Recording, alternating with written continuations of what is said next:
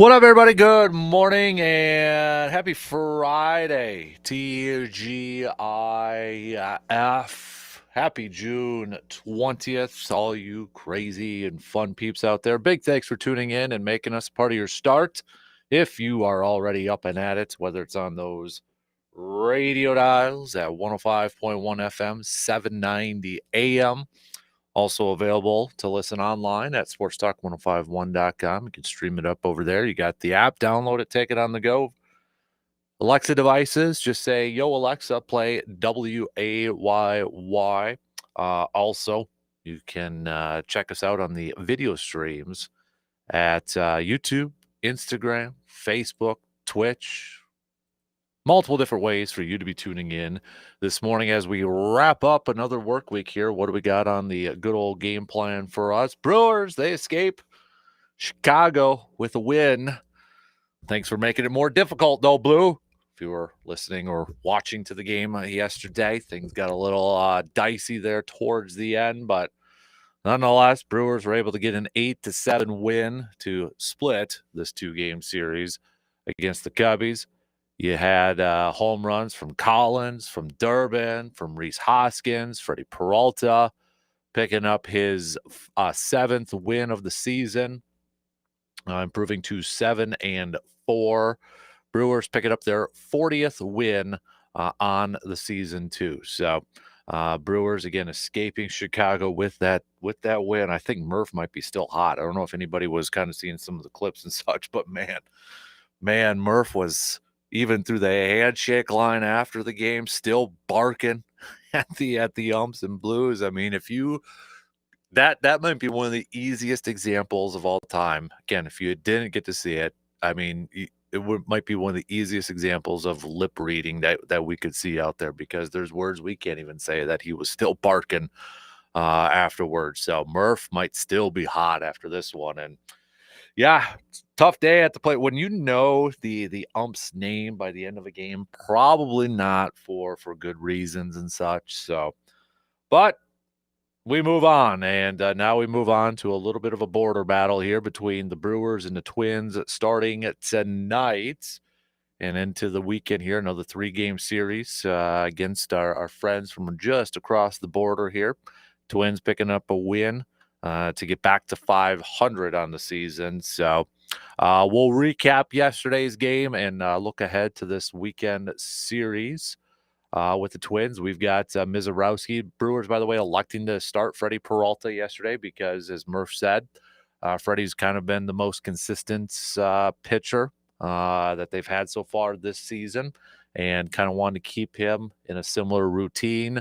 Mizorowski still, obviously just making his second start, and as he noted too, that turning of the ankle, just trying to give him an extra day and such. So that's why they elected to push back Mizorowski an extra day and give the start to Peralta yesterday afternoon. So, which sets up Mizorowski and Joe Ryan. Joe Ryan getting the start for the Twins tonight, who is 7-2 with a 2.93 ERA, and he's coming off of some really, really solid games here.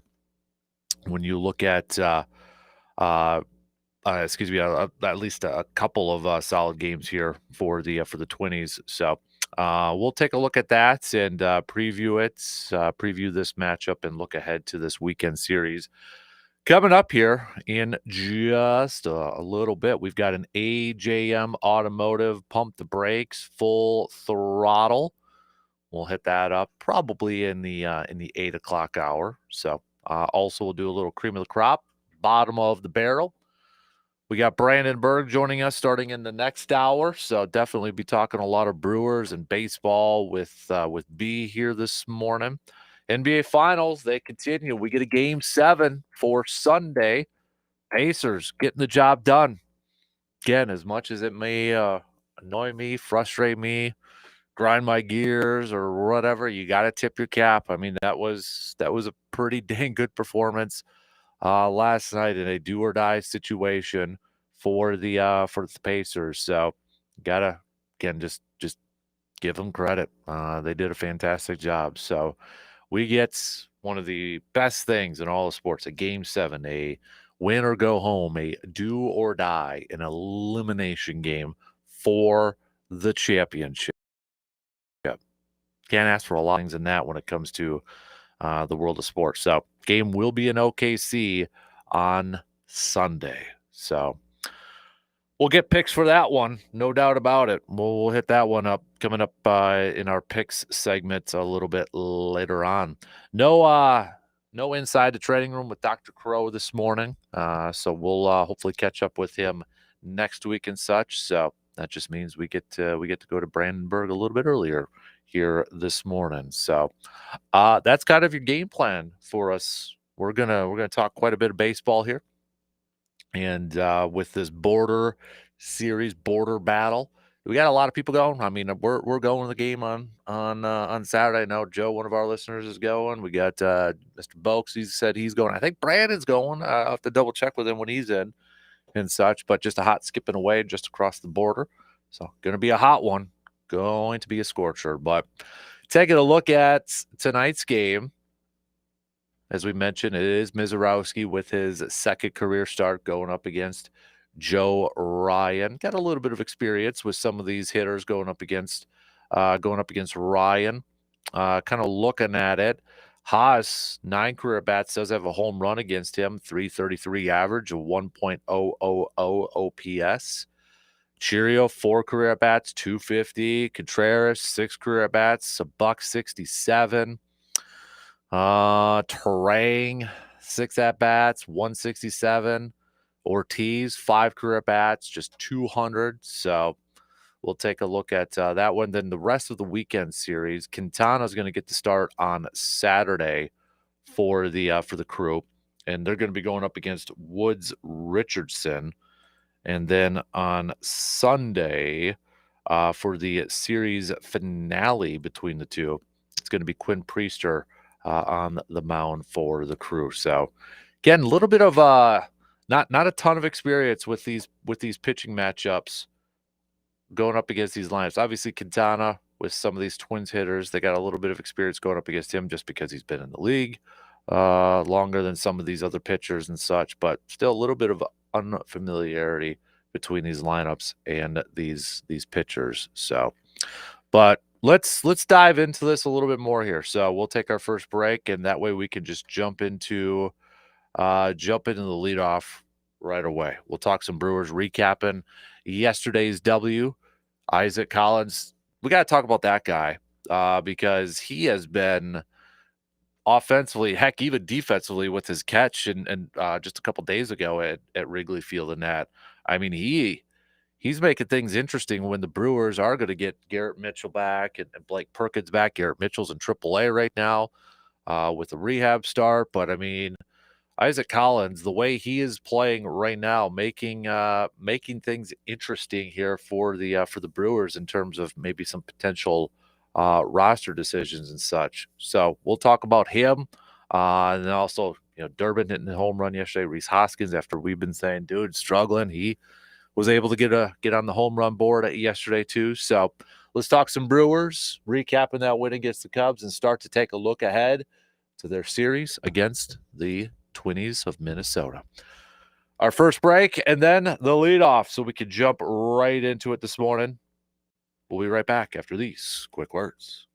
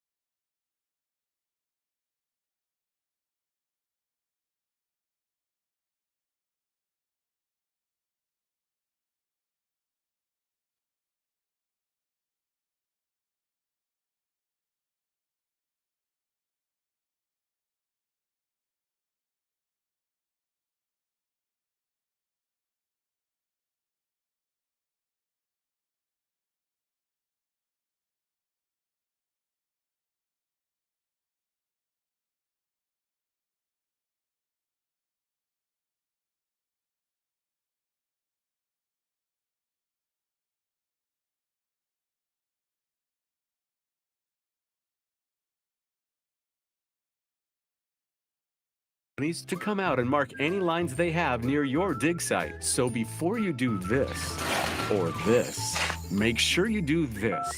For digging projects big or small, make the call to 811, brought to you by Common Ground Alliance.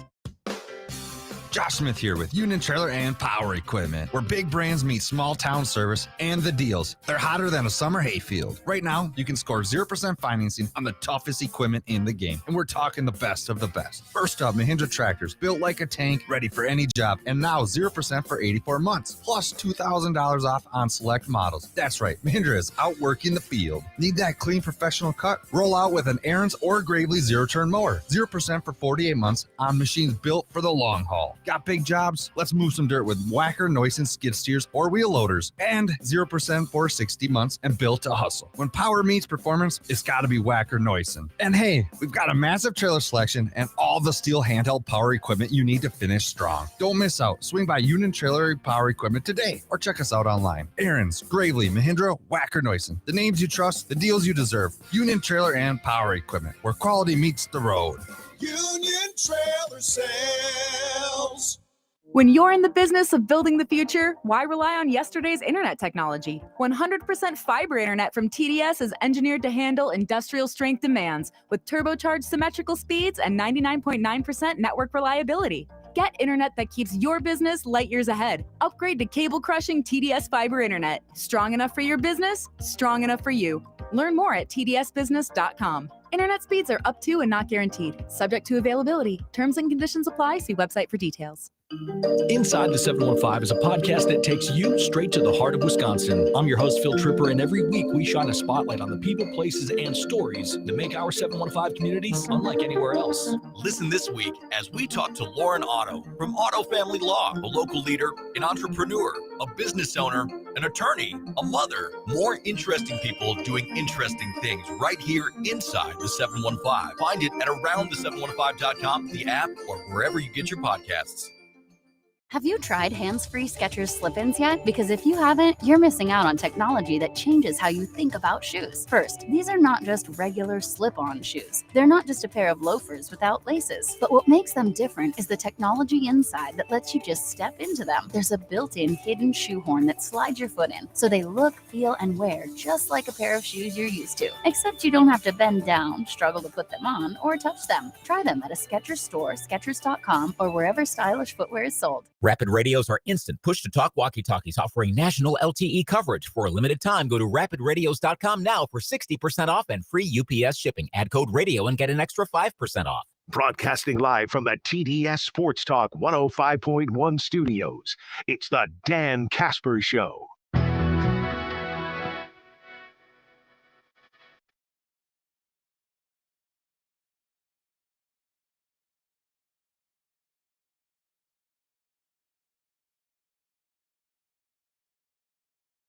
If you're dealing with a sports injury or joint pain, Chippewa Valley Orthopedics and Sports Medicine is the place to go. Their expert team specializes in getting you back to your active lifestyle, whether it's physical therapy, surgery, or pain management.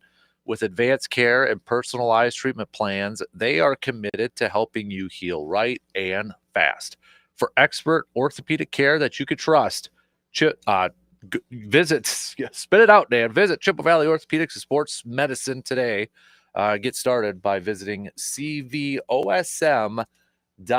That's cvosm.com. All right. We begin the lead off.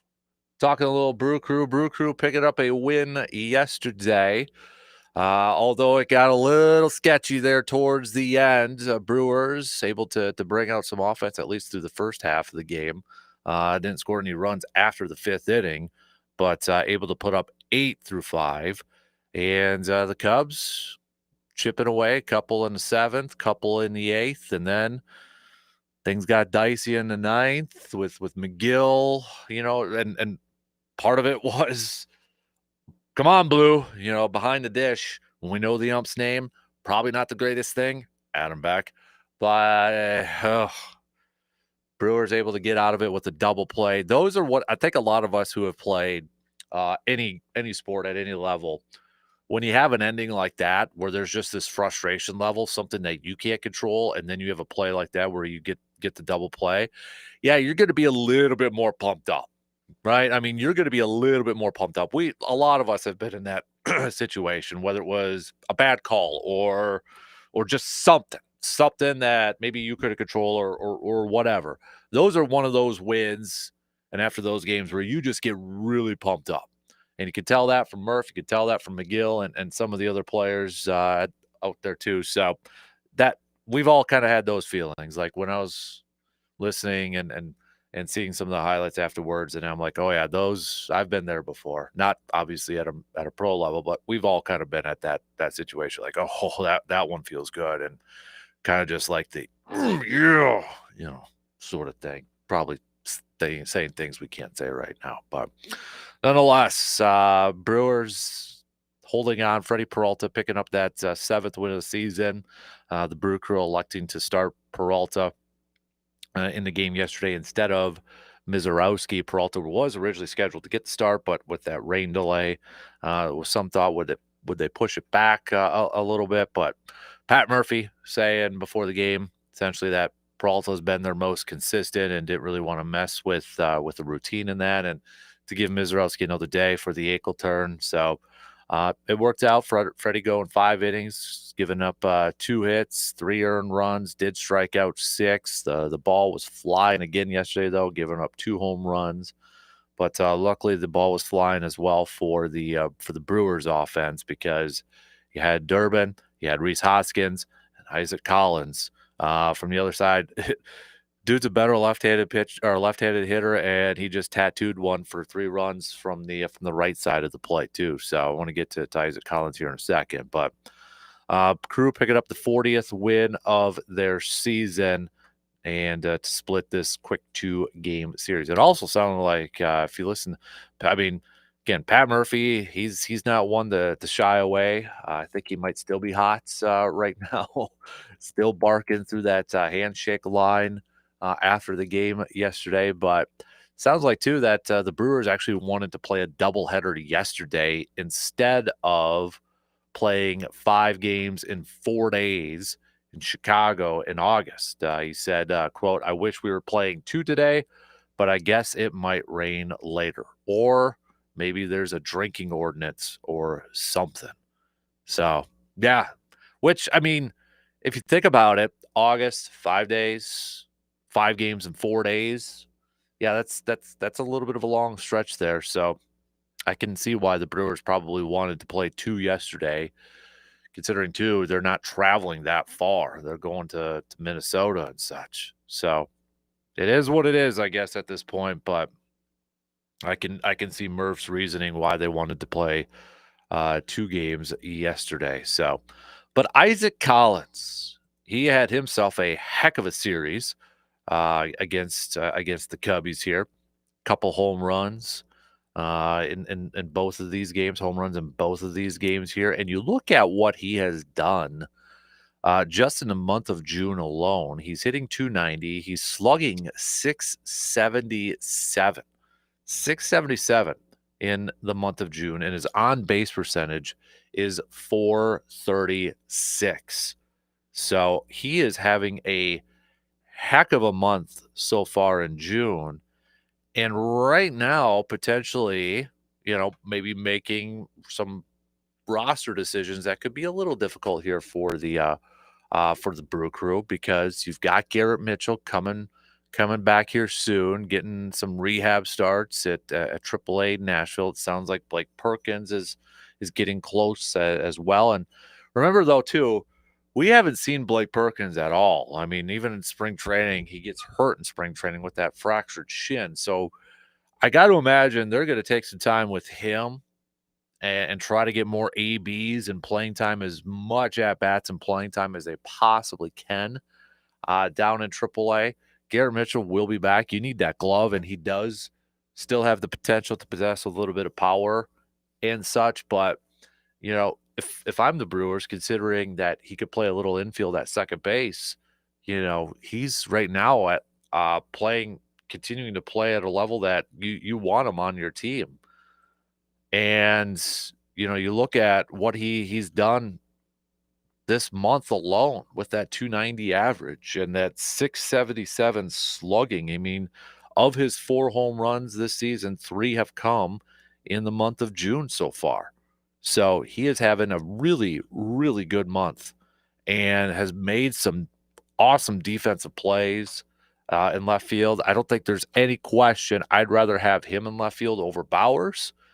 Bauer's bat, he does have a little bit of power there that he can give you, but you got to tip your cap to the play of Isaac Collins so far. He has done a really nice job, especially this month of June. And again, I think probably going to make some decisions, maybe a little bit difficult here for the Brewers. But Garrett Mitchell, when he's back, you put Garrett Mitchell in center field. You want that glove. You put Jackson Chourio back in left field, and then you've got your A squad for the outfield with Chourio in left, Mitchell in center, Sal Frelick in right field.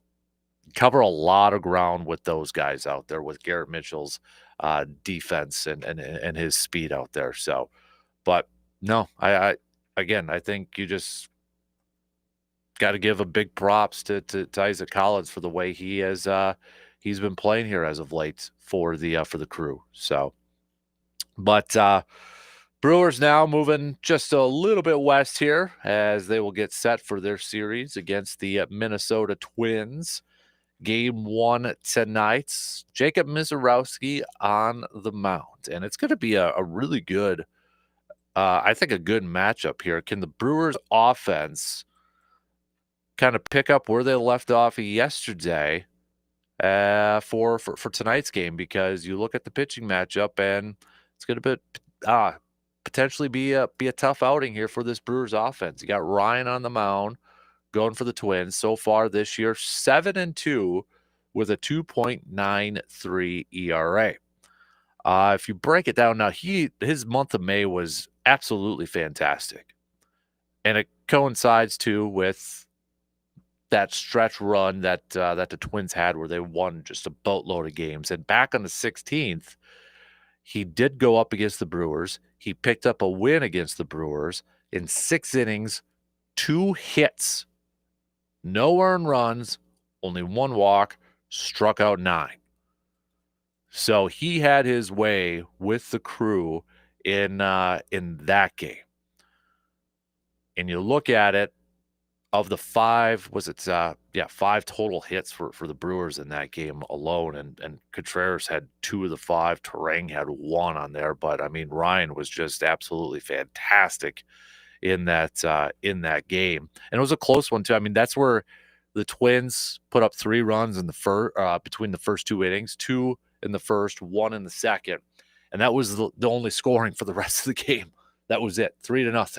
No more scoring after that. But so we know it's going to be a tough one. Do the Brewers have a little bit of an advantage because they've gone up against him, maybe a little familiar with him and such, possibly, but he had this absolutely fantastic May where he was 3-0 in 5 games with a 1.86 ERA.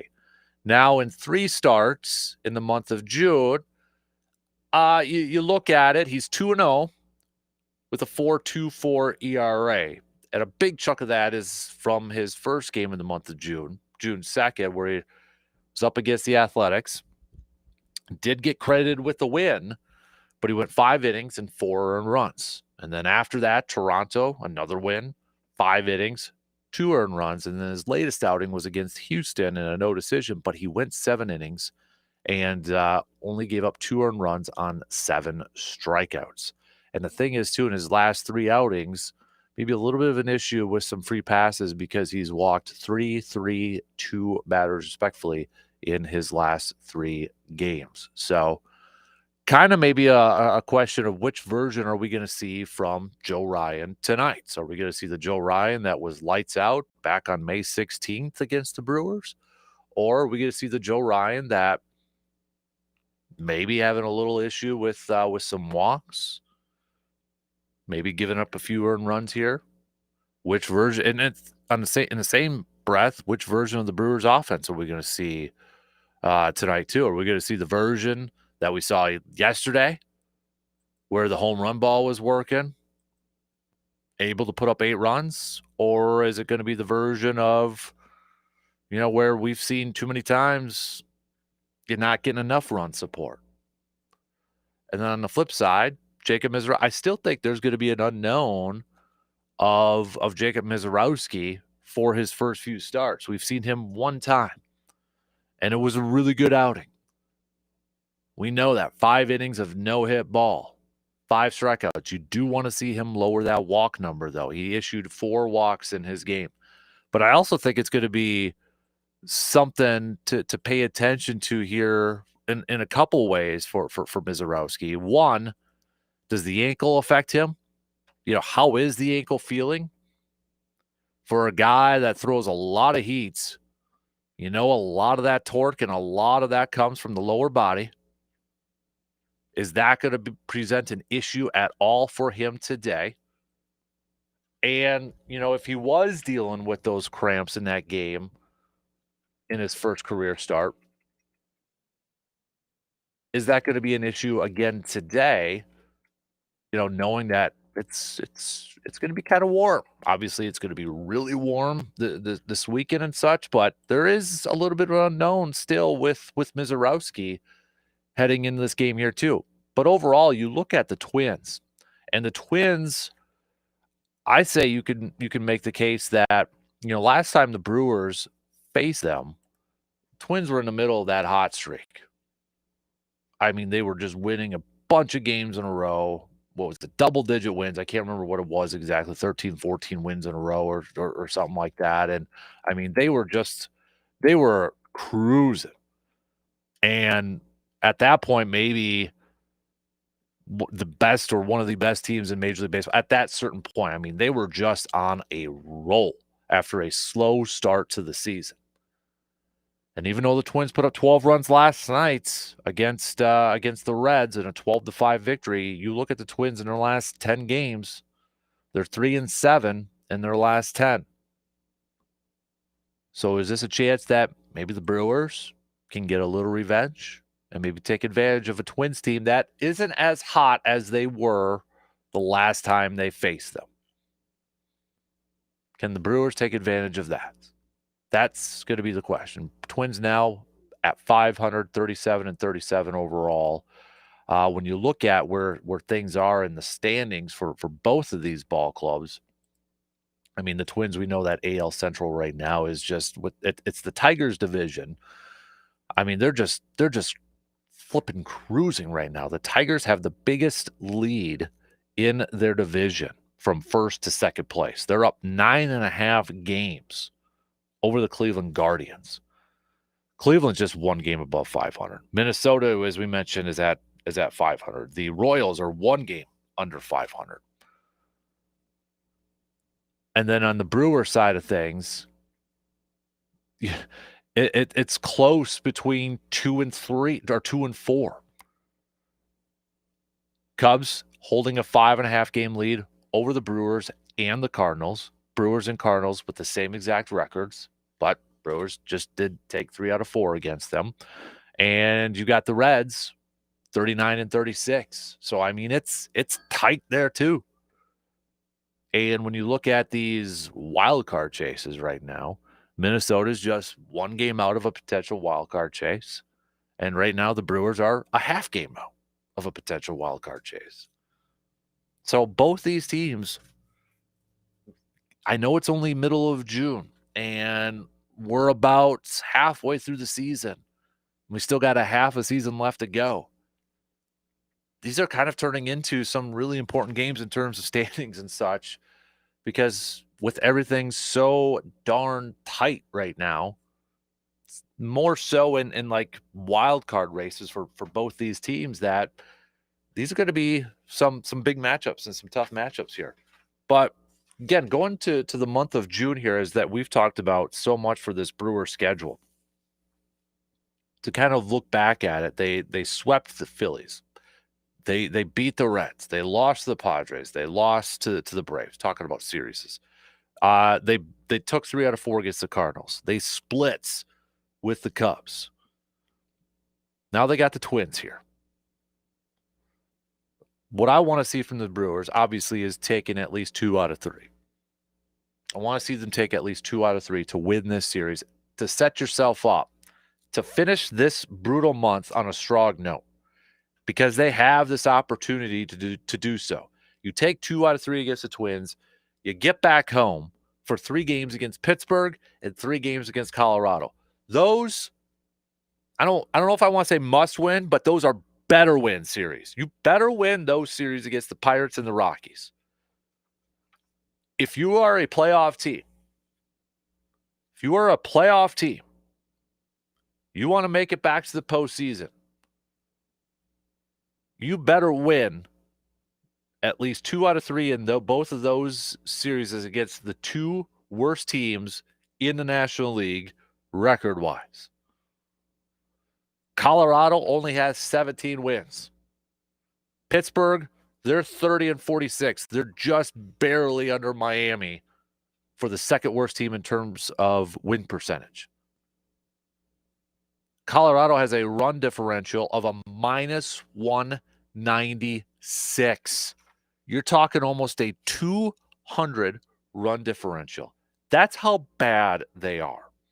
They're actually a little bit of a better team on the road this year. They've got more wins on the road than they do at home, for crying out loud. There's only one other team that has a minus 100-plus run differential in Major League Baseball, and that's the Athletics at 126. The next closest team in terms of run differential in the National League is the Marlins at 89. You're talking about over 100 difference. But that's why, not to get too far ahead, I look at this series against Minnesota as a big series because I want to see this Brewers team take advantage of a Twins team that's struggled here a little bit. Get your 2 out of 3, get back home with a little momentum, and finish this month of June on a strong note. Then tomorrow's game, we know we got Mizorowski on the mound tonight for the Crew going up against Ryan. You get Quintana. So you get to have Quintana on the mound on Saturday. He's going up. The Brewers' offense is going up against Woods Richardson. So you look at, obviously there's some Twins batters that have some fairly good experience going up against Quintana. Buxton has 20 career at bats. He's hitting 250 against him with a home run. Does have an 818 OPS. Correa, 10 at bats, 200. Bader, 333 and 12 at bats, 802 OPS. So, you got a couple guys with double-digit experience going up against him. When you look at Richardson, so far this year, he is 2-3 with a 5.13 ERA. Okay? You look at so far this month of June, 0-1 with a 5.59 ERA. May, he had 3 starts, 6.75 ERA. And really, he's actually coming off of a solid performance against Houston where he had no decision back on the 15th. 5 innings, 1 hit, no earned runs. But before that, 6 earned runs against Texas, 6 earned runs against Baltimore. Guy could give up some runs. He could give up some runs. I want to see the Brewers take advantage of that and attack him and go after him and give Quintana some early run support. And then in the series finale on Sunday, you got Quinn Priester on the mound. And you got David Festa going for the Twins. 1-1 with a 4.78 ERA so far this season. Month of June, in 3 games, 1-1 with an 8.10 ERA. April, in 3 games, 1.38 ERA. Not a ton of innings pitched, though, from David. You look at April, 4 2/3, 4 1/3, 4. June so far, 3 2/3. Did have 6 against Texas in his lone win of the season, and then 3 2/3. If I'm looking at this just on paper, To me, there is no reason why the Brewers can't take at least 2 out of 3. I feel like toughest game is going to be tonight's with Ryan on the mound for the Twins. That to me is the toughest matchup here. There's no question that I don't, will they? We'll see, but I think it sets up favorably for the Brewers. It's just, can they take advantage of that? Let's take a quick break. We'll start to wrap up the first hour. You can send me your picks. Twins fans, how you feeling about this game? Brewers fans, how you feeling about this game? We'll be back in just a few minutes. 180!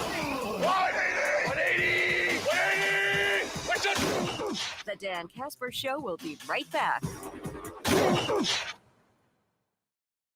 For all of your grocery needs, just head to Hy-Vee in Eau Claire. They offer fresh produce, quality meats, and a wide selection of everyday essentials, all in one convenient location. And now with summer here, you need to load up on more snacks for the kiddos, or maybe some quick meals for all of your running around you have to do. Well, hey, Hy-Vee has you covered there too. Plus, their staff is so friendly and ready to help, making your shopping experience easy and pleasant. So when it comes to your shopping, shop smart. Shop Hy-Vee in Eau Claire. This update sponsored by UW Credit Union. For every stage of life, UW Credit Union is here for every you. Don't miss an extra special Bryce Terang Platinum Glove Brewers Bobblehead giveaway on July 26th, courtesy of Wintrust, Wisconsin's Bank. The first 25,000 fans through the gates will collect the bobble. Get your seats now at brewers.com/giveaways. Join UW Credit Union at uwcu.org, insured by NCUA. When you're in the business of building the future, why rely on yesterday's internet technology? 100% fiber internet from TDS is engineered to handle industrial strength demands with turbocharged symmetrical speeds and 99.9% network reliability. Get internet that keeps your business light years ahead. Upgrade to cable-crushing TDS fiber internet. Strong enough for your business, strong enough for you. Learn more at tdsbusiness.com. Internet speeds are up to and not guaranteed. Subject to availability. Terms and conditions apply. See website for details. Inside the 715 is a podcast that takes you straight to the heart of Wisconsin. I'm your host, Phil Tripper, and every week we shine a spotlight on the people, places, and stories that make our 715 communities unlike anywhere else. Listen this week as we talk to Lauren Otto from Otto Family Law, a local leader, an entrepreneur, a business owner, an attorney, a mother. More interesting people doing interesting things right here inside the 715. Find it at aroundthe715.com, the app, or wherever you get your podcasts. Baseball fans, it's time to root for the home team because Milwaukee Brewers baseball is on Sports Talk 105.1 FM and 790 AM. From the first pitch to the final out, we've got every swing, every strikeout, and every walk-off win. Don't miss a moment of the action all season long. Tune in and ride the roller coaster with your Brewers only on Sports Talk 105.1 FM and 790 AM. Your home for Milwaukee Brewers baseball. You want to feel important. You want to be a part of something bigger, something that matters and can help change things. You want to feel like you belong. We know. We felt that way too. And that's why we did something about it. We aren't just Army National Guard soldiers. We are normal people just like you. And together, we can make a difference. Take on your legacy. Visit NationalGuard.com to find out more. Sponsored by the Wisconsin Army National Guard, aired by the Wisconsin Broadcasters Association and this station. Protect your livelihood with a livestock risk protection policy through Egg Country Farm Credit Services. With an LRP policy, you're covered if the market price unexpectedly drops for fed cattle, feeder cattle, or swine. Coverage options range from 70 to 100%. Get an LRP policy from a team that knows agriculture. Contact your local Egg Country office to learn more. Egg Country, focused on ag, focused on you. Egg Country is an equal opportunity lender and provider. Shopping with your parents can be embarrassing. Why would they sell jeans with holes in them? I'm going to speak to the manager. Mom! That hoodie is giving. You should get it. YOLO. Thanks to the Chase mobile app, your kid can shop independently while you keep an eye on their spending. So you can go from, we can be twinsies, to, how was shopping? Saw you stayed on budget.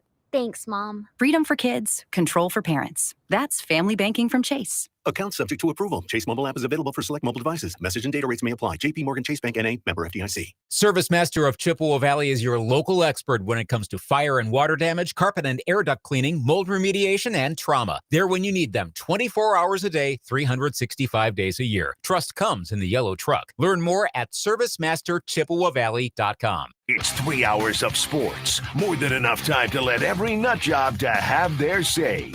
The Dan Kasper Show, weekday mornings from 6 to 9.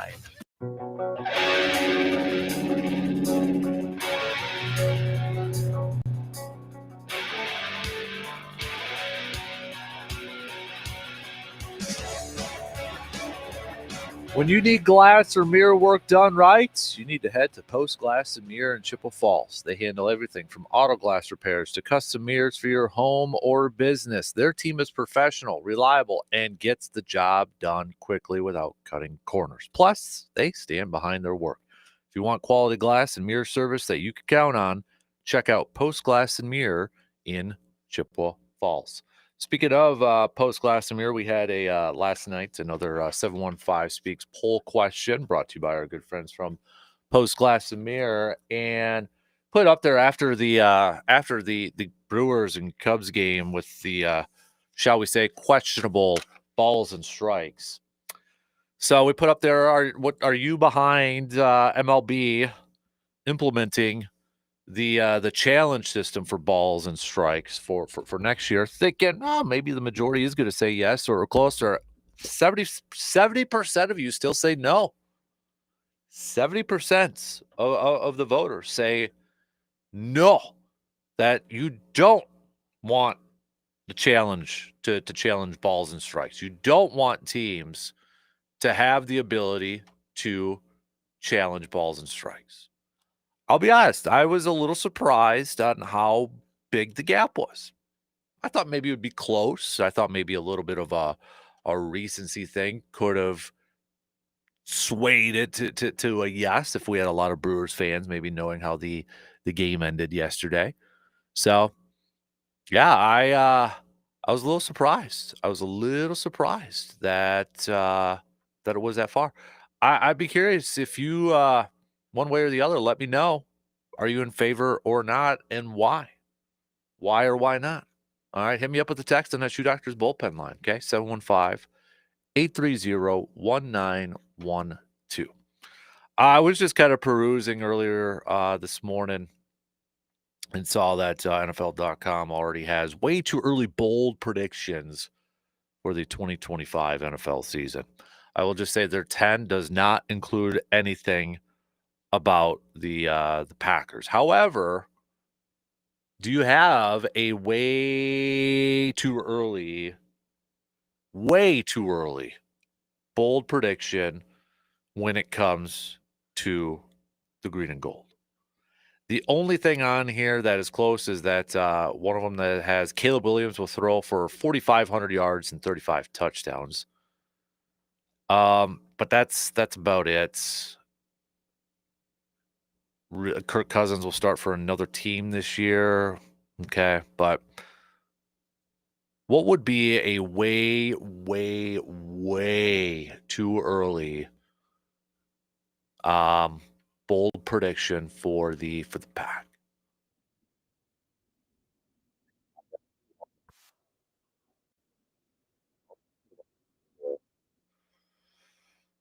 I mean, the easy one would probably be some Jordan Love stuff, maybe 40 tuds, something like that. Josh Jacobs running the ball. I mean, bold prediction might be we get a pass rusher that gets double-digit sacks this year. Maybe that's a bold prediction. Rashawn Gary getting at least 10 sacks this year. Maybe. Lucas Van Ness. That would really be bold, I think, for a lot of people.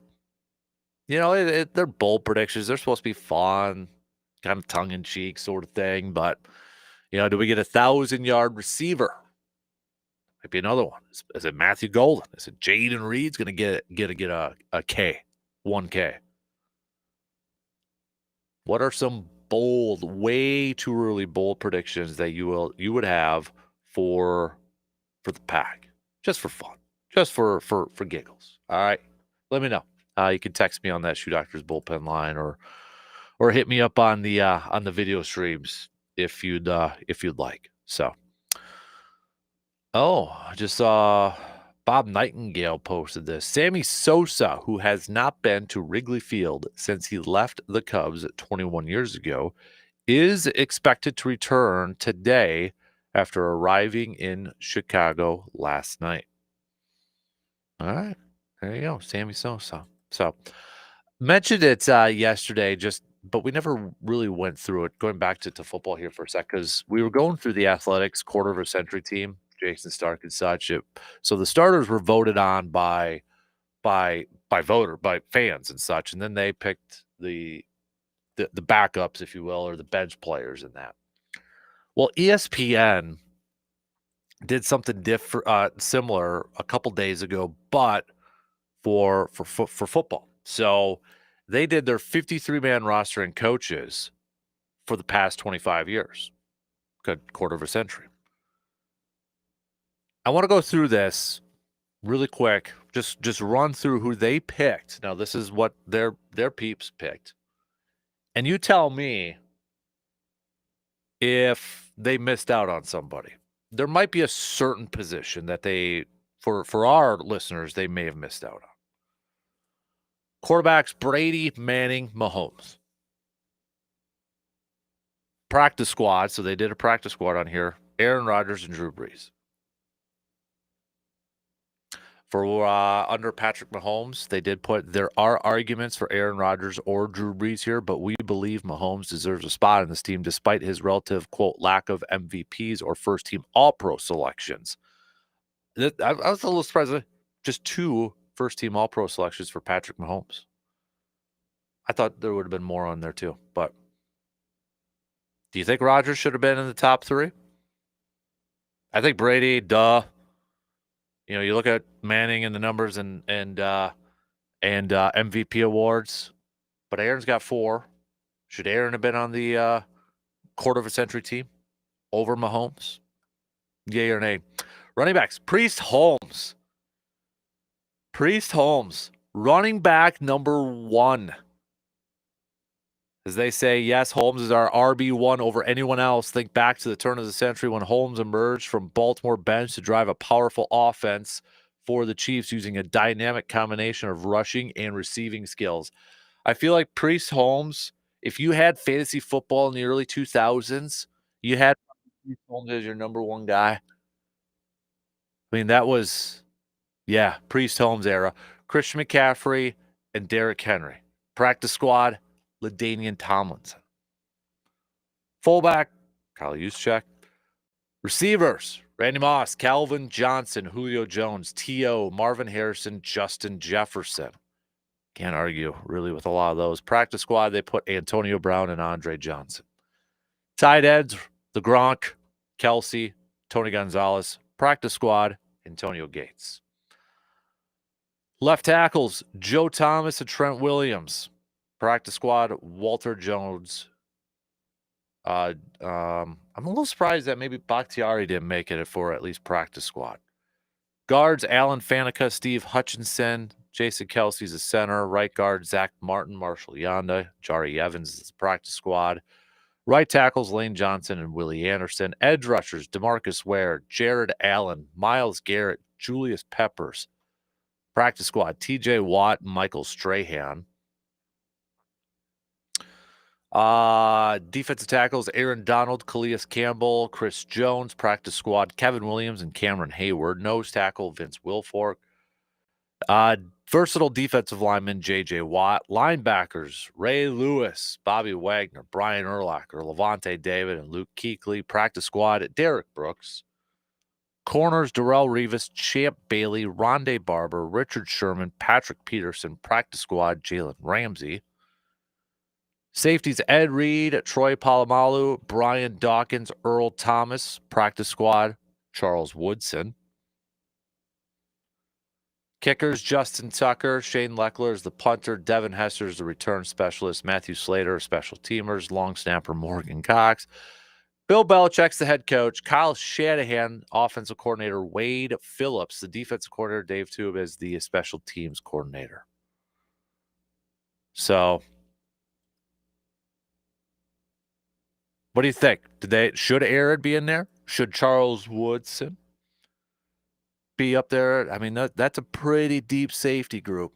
That's a pretty darn good safety group. So, I think the biggest one is, do you put Rodgers just from 2000 to 2025 alone? 2000 to 2025. Does Aaron belong ahead of Mahomes? What do you think? Yay or nay? A couple texts here. We have a texter saying, for all those people saying no to challenging strikes, go to a AAA game where they are trying it out. It's smooth and very fast. Call right on the video screen in the stadium. Remember too, they did do this in spring training for Major League. They did do that. I'll be honest. I kind of like it. It's not unlimited. I think there's a little strategy involved in it. I'm apparently in the minority. I don't know if anybody else is joining me with it, but I don't mind it. It's quick. It's not like, where they got to put the headsets on and talk to New York or wherever it's at. I mean, it's very quick. It's like tennis, right? It's like the tennis one where they put it up there on the board and see if it's inbounds or out of bounds. I don't mind it. Now, I know there's some that argue because, baseball takes away the human element, the human error and such, which I understand and I get that. But then if we're good with that, maybe we should tone down on the complaining for wrong calls and balls and strikes and stuff. I don't know. But to whoever that was texting, thanks for sending that. C-Bomb says Green Bay makes a trade for a corner and Keyshawn Nixon ends the season as the nickel corner. So cornerback number 1. C-Bomb says for his Green Bay bold prediction. All right. We got less than a minute to the shot clock cuts me off. So, again, no Inside the Training Room with Dr. Crow this morning. So, we'll get right back to some more baseball talk with B, with the Brewers getting the win yesterday to take, to split this series 1-1 with the Cubbies. Now we get set for a border battle with the Twins. Send me your predictions. How do you see this one playing out? You can send those on over. We got a little AJM Automotive Pump the Brakes Full Throttle coming up in the 8 o'clock hour. Also, if you want to send me your cream of the crops, and we're going to add a bottom of the barrel to it too. So cream of the crop, bottom of the barrel. Make your picks by hitting us up with a text or hitting us up on the socials or on the video streams, whatever's best for you. Okay. 1 in, 2 more to go. We'll take a quick break, and we'll kick off the second hour coming up after these quick words.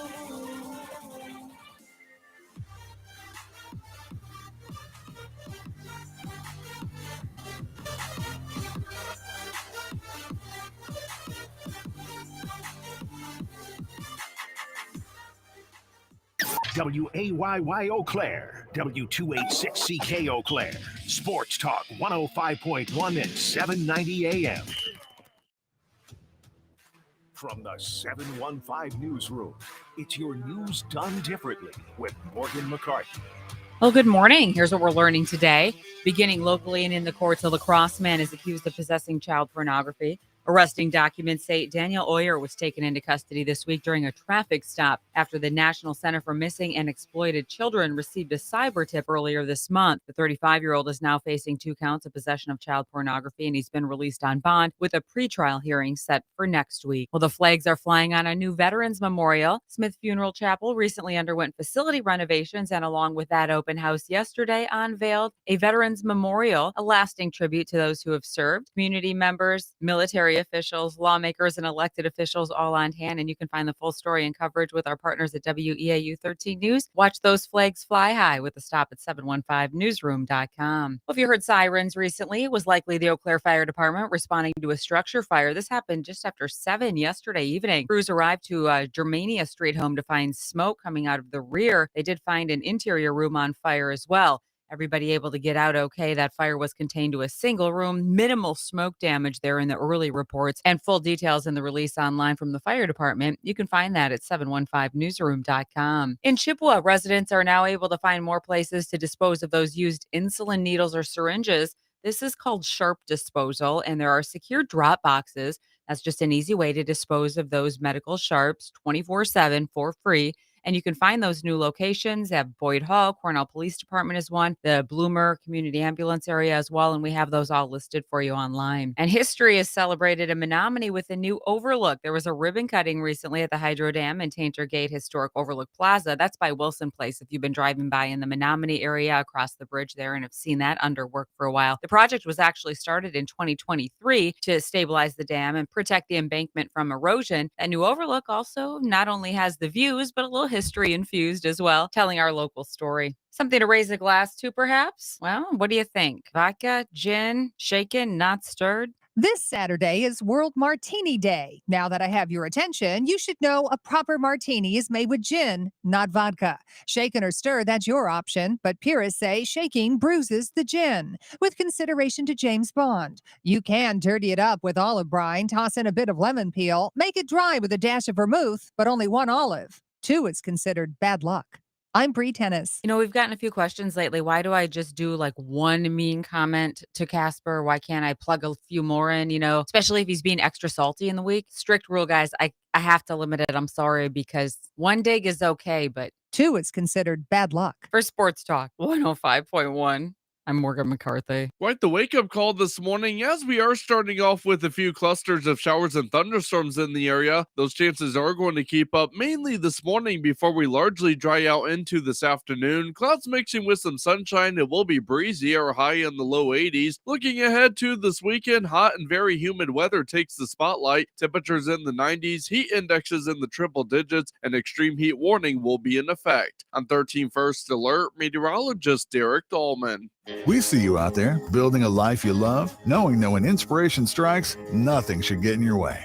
At Blaine's, we're here to help with everything you need to make it happen at prices that make it possible. Like $80 off 192-piece DeWalt Mechanics tool sets, Milwaukee job site backpacks $89.99, Little Giant rubber utility mats 15% off. Plus, we offer Blaine's best price promise, guaranteeing the lowest price with us or we'll match it. Blaine's Farm and Fleet. Be an original. If your home's exterior sustained damage in the recent storms, Walker Roofing and the reliable crew can help. Walker Roofing takes the hassle out of the insurance claim process. Walker Roofing has you covered. WalkerRoofing.com.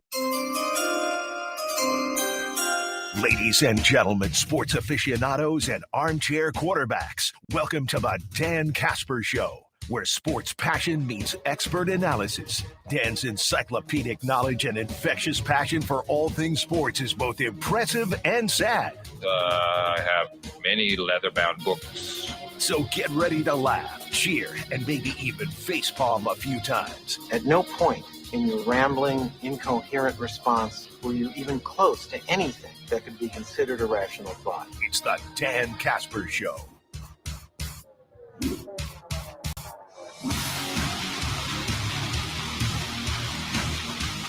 Second hour kicking off right now on this Friday morning.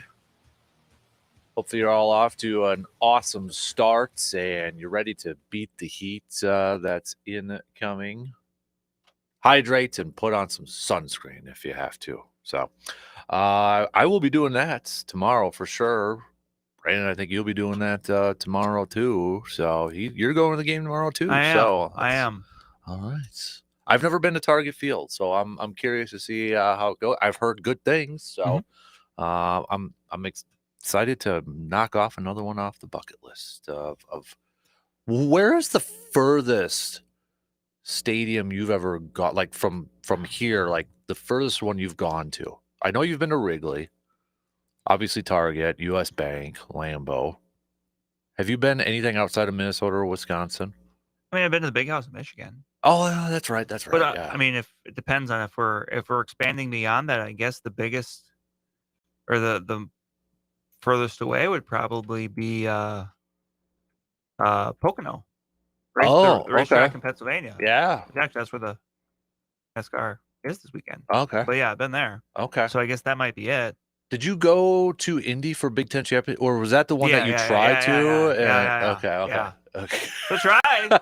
I mean, got a very good view of the outside of it. It's a big building in downtown Indianapolis. It's just kind of in the heart of everything, but that's right. I thought there was something to that. So okay, but no, I'm excited to check it out tomorrow. I'd probably rather be a little cooler, but you know what? At least the game's going to be played, right, and not rain. I mean, I guess that's baseball weather, right? Exactly. So, that not going to have any sort of rain delay or anything like that. I love Pat Murphy's little cross my fingers. Always cross my fingers. Or knock on wood and that sort of stuff there too. So, by the way, Adam Beck just missed another strike call. Oh, darn. So that's a tough way to start the morning. That is a tough way to start the morning, man. I think Pat Murphy's still barking in his sleep right now. That was so, that guy.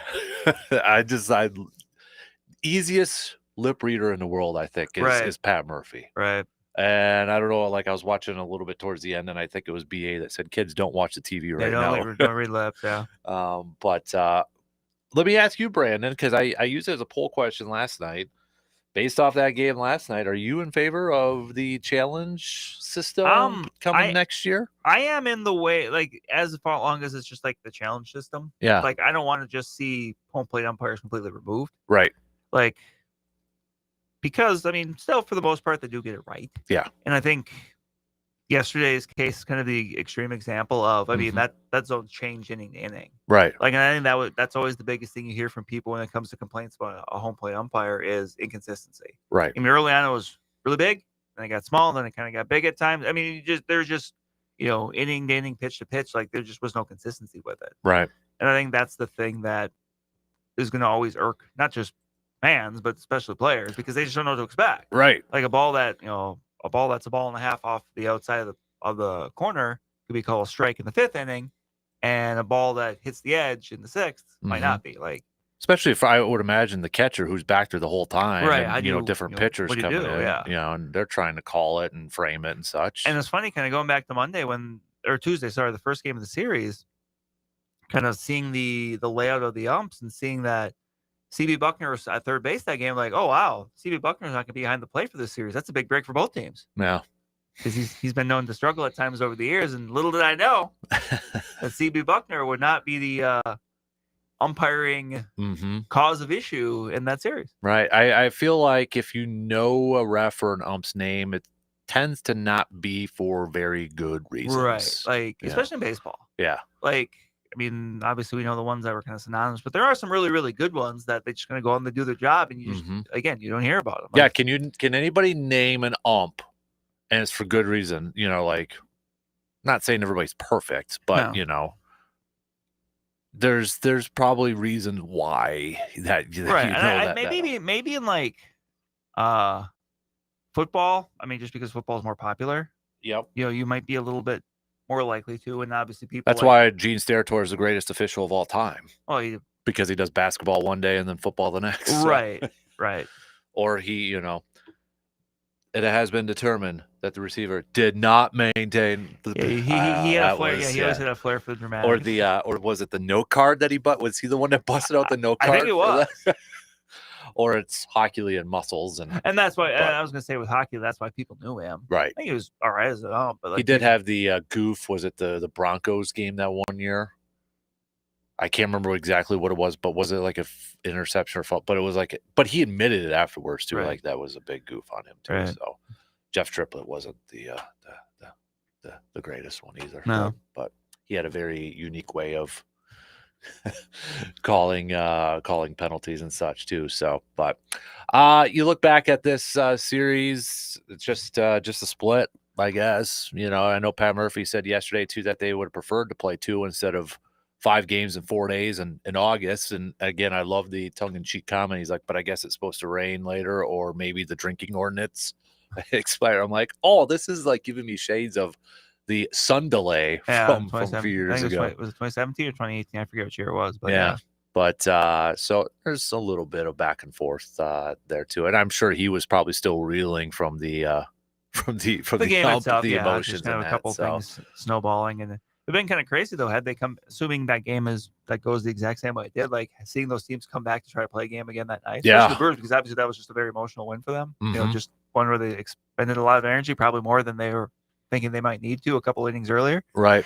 But yeah. But when you look at, the series overall too, Isaac Collins, I mean, maybe it was the Isaac Collins series. I mean, a home run in each. I mean, he had the great defensive catch in the first game of this too. And I know Garrett Mitchell's now in AAA for his rehab, but you look at what Collins has maybe done lately, and I know he could play a little second base here too. Is he working his way that he should maybe try to stay under as a reserve player, as a utility player? Yeah, I think he's someone that's earned that, has earned that, especially with the bat, but also you mentioned the defense. I mean, it's going to be kind of interesting to see how that works. And, we had the conversation, I forget it was last week or, relatively recently, about the possibility of kind of moving people around. And, I was pretty firm in the camp of like, well, you can't really move Bryce Strang off second.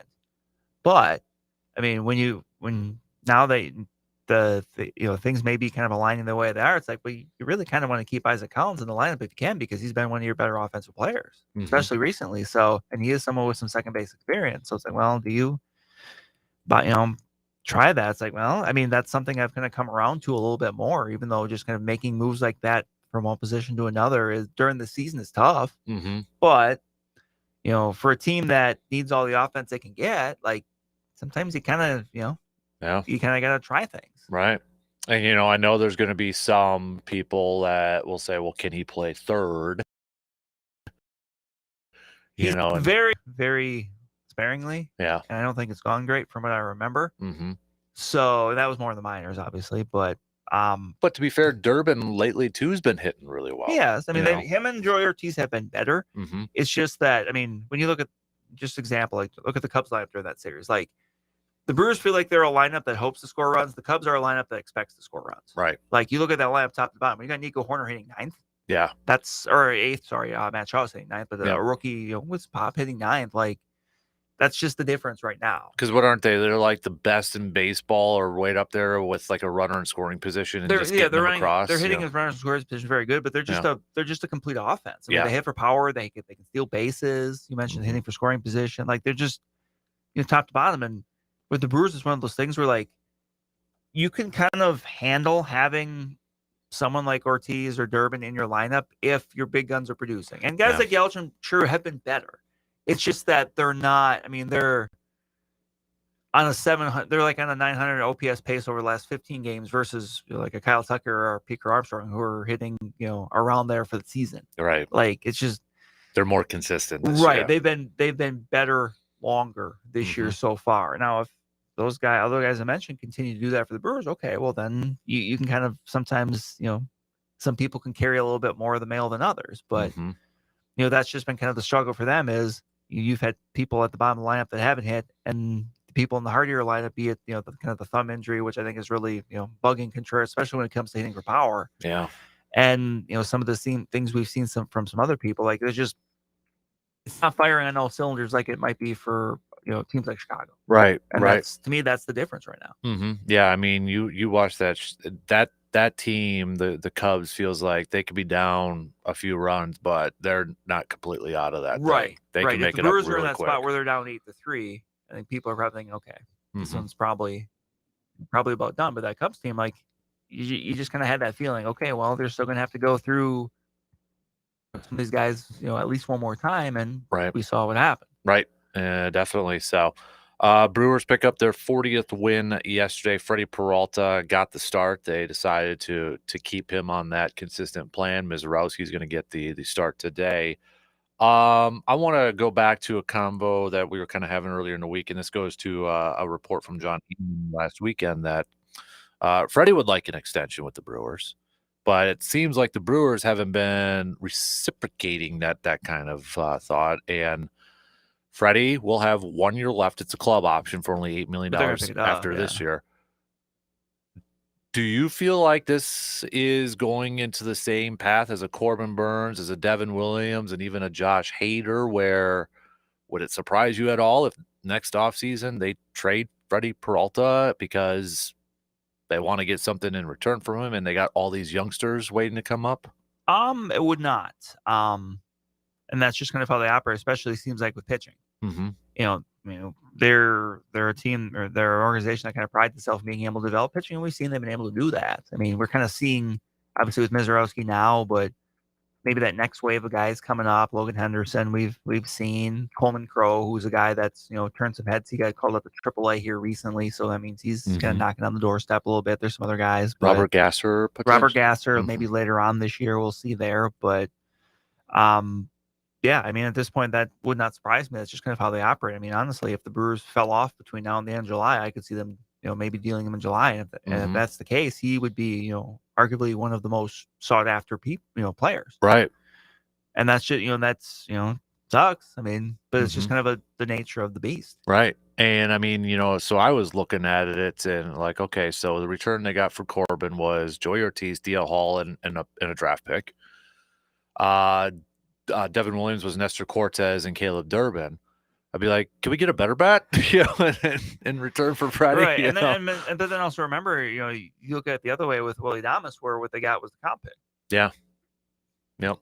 So you kind of balance it where, well, obviously with Adames and what he brought to the table, they thought like, okay, this is just the best way to do it. Is that kind of the way they're thinking a little bit more? Right.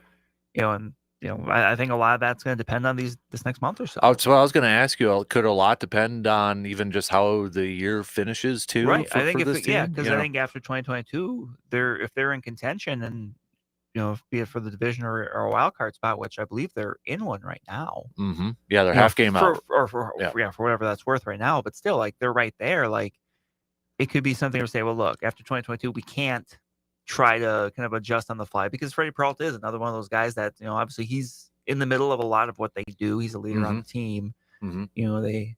They found out what happens when you do that sometimes with certain players. Right. You try to kind of adjust on the fly, and if you do it with the wrong people, the locker room's not going to take it very well. Because that's a guy that's been a pillar there for a long time right now. I mean, he's one of their. I mean, he's got to be one of their.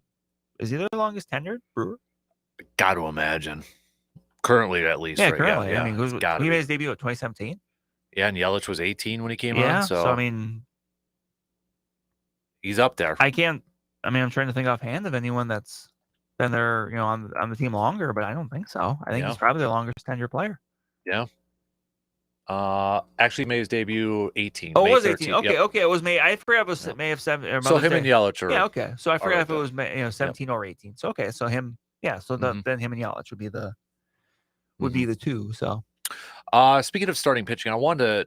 So we're talking about starters and futures, and I was listening a little bit to BA yesterday when Aaron Ashby was in the game, and they kind of talked about, is he still a starter in the future? Do they still view him as a starter in the future? And a lot of it is based off because of the stuff that he kind of throws and the power and such.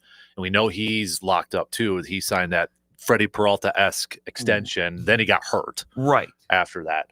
Do you feel like he is still a guy that could be because I got to imagine he still wants to be a starter. Yeah. But do you think that the Brewers still view him or should view him maybe is the better way to ask that as a starter? I don't know. I think with him and DL Hall, I've gotten to the point where like we've seen what they can do as kind of these multi-inning relievers. And I'm kind of like, I'm a big believer in just kind of letting someone do, kind of put their best foot forward. Mm-hmm. If this is what you do and you can do it really well, then just do that. Like, and especially knowing that the Brewers have a lot of potential options for starters. Yeah.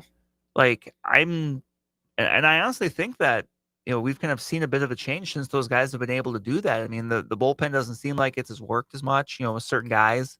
And then part of that's just how, games obviously develop. And maybe they've had a few more blowout wins in there versus earlier in the year. But I don't know. I just like having the opportunity to have those two guys that can go out there and give you 2, maybe 3 innings on a good day. Like, I just think that there's a lot of options with what you can do everywhere else. And look, as long as they're kind of still churning out some of these starters and, Quinn Priester keeps pitching well and Mizorowski has some staying power in the rotation, like it's a luxury to have, and it's not necessarily something you have to go to. And with Aaron Ashby, you mentioned the contract, like I think for him, there's kind of some peace of mind where he's not maybe having the same conversations that, Josh Hader had to have. Like, and when Josh Hader was going through arbitration, the reason he was, was kind of felt the way he did about things is because, the arbitration process is very flawed.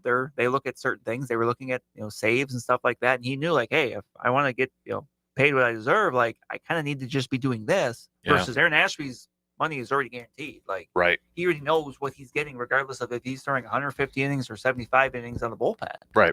So, he may want to start, but it's kind of one of those things where, like, if you're doing this at a really high level, and obviously yesterday wasn't a great day for him, but overall his results since he's got back have been really good. Mm-hmm. You kind of got to look at it and say, well, but this is what you're kind of doing really, really well. This is how you're helping the team the best right now, and we're kind of set up pretty well in the rotation. Right.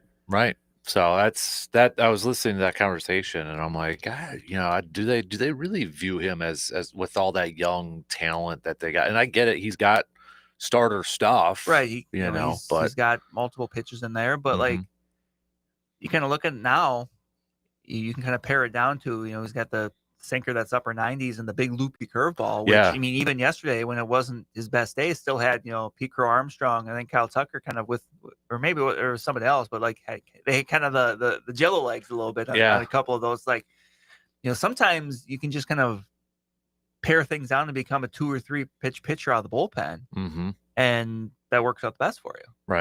Right. Let's talk some more Brewers. We got to take a quick break here as we get set for this series against the Twinnies. We'll be back here after these quick words.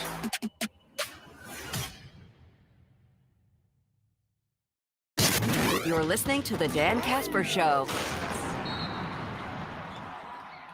Grant here for Kai's Chevytown, right off exit 41 on the north side of Menominee, a short drive from anywhere. They can help you find your next vehicle, whether it's new or pre-owned or some type of lease. They helped me last September. They've been helping folks for 3 generations. Now, for those of you like me, very happy with your current car, it's the perfect place to get it serviced. Their award-winning service department is standing by, ready to help you with whatever you need, from a repair to routine maintenance to just a check-in. I love their service department because you go to dealerships that are bigger, sometimes in bigger cities, and you talk to someone on the phone, and then you pull up and there's 10 garage doors. And I talked to Mike. Where's Mike? At Kai's, it's a big service center, and they'll process whatever you need very, very quickly and efficiently. But you pull up, there's 2 doors, there's 1 desk, and you're going to see the face of the person you spoke with on the phone. It's the best. They're also looking to add skilled technicians to their team. Great benefits from day one to help you succeed. So whether you're looking to schedule service or applying to join their team, they have everything you need online, ChevytownUSA.com. Be wise, see Kai's for the best buys.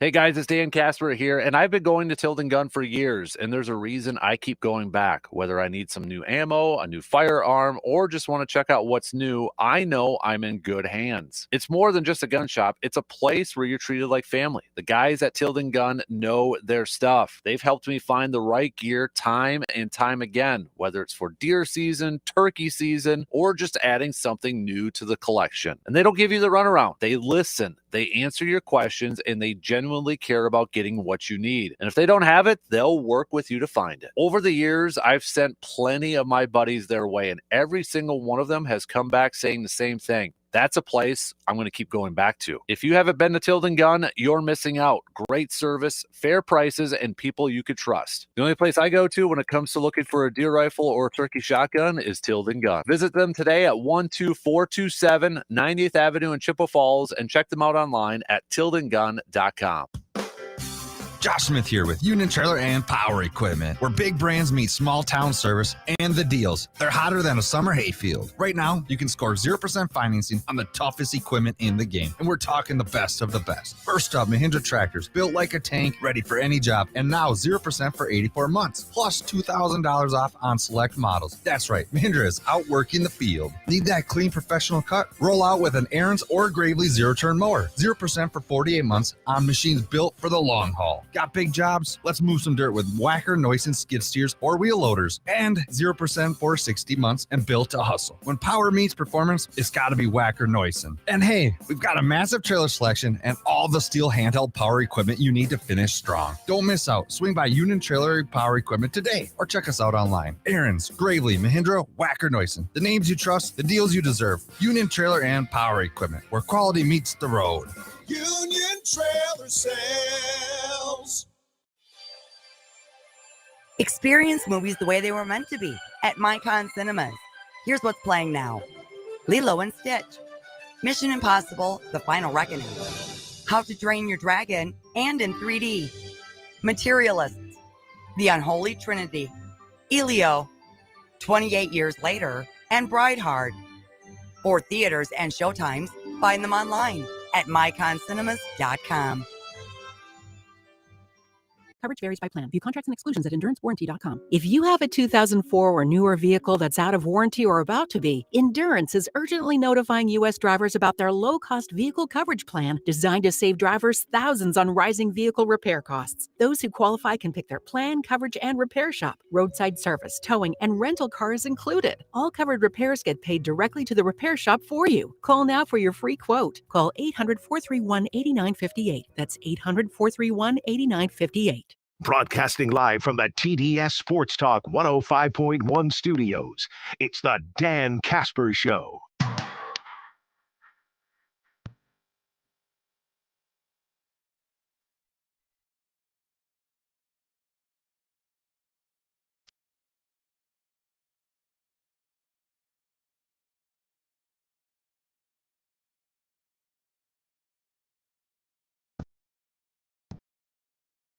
Sign up now for the 5th annual Casper Classic being held at Lake Hallie Golf Course Friday, August 1st. We only have, I think, just 2 more spots left for that 10 a.m. slot. We have a few more left for the 1 p.m. slot. So just go to sportstalk1051.com and sign up today, because you may think you got some time, but I guarantee you if it's just like the last 4 years, they're going to go quick the closer we get. So get your team in now just for $90 for a 2-person team, not per person, per team.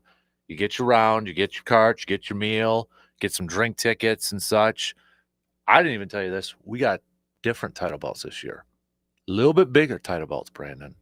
Little cooler title belts. So those actually should be coming any day now. But a big thanks to Lake Hallie Golf, Park Ridge Distributing, Edward Jones Financial Advisor Kelsey Nikolai, Carpet City Flooring Center, VFW Post 305, Myron Construction, Dudage and AJM Automotive Services, Hy-Vee in Eau Claire, Economy Furniture, Muldoon's Menswear, and Chippewa River Industries. Also, big shout out to them because they're donating a prize for our raffle, and that's where we want to knock it out of the park too. If you're not a golfer, but you want to help support Backyard Dreams and you want to donate a raffle prize, reach out to me. That would be awesome. Packers sent over their thing too, so we want to have a bunch of sweet Economy Furniture's donating a chair too. So a lot of cool stuff there. We want to knock it out of the park this year and make the 5th year the best year. So bottom of the hour here.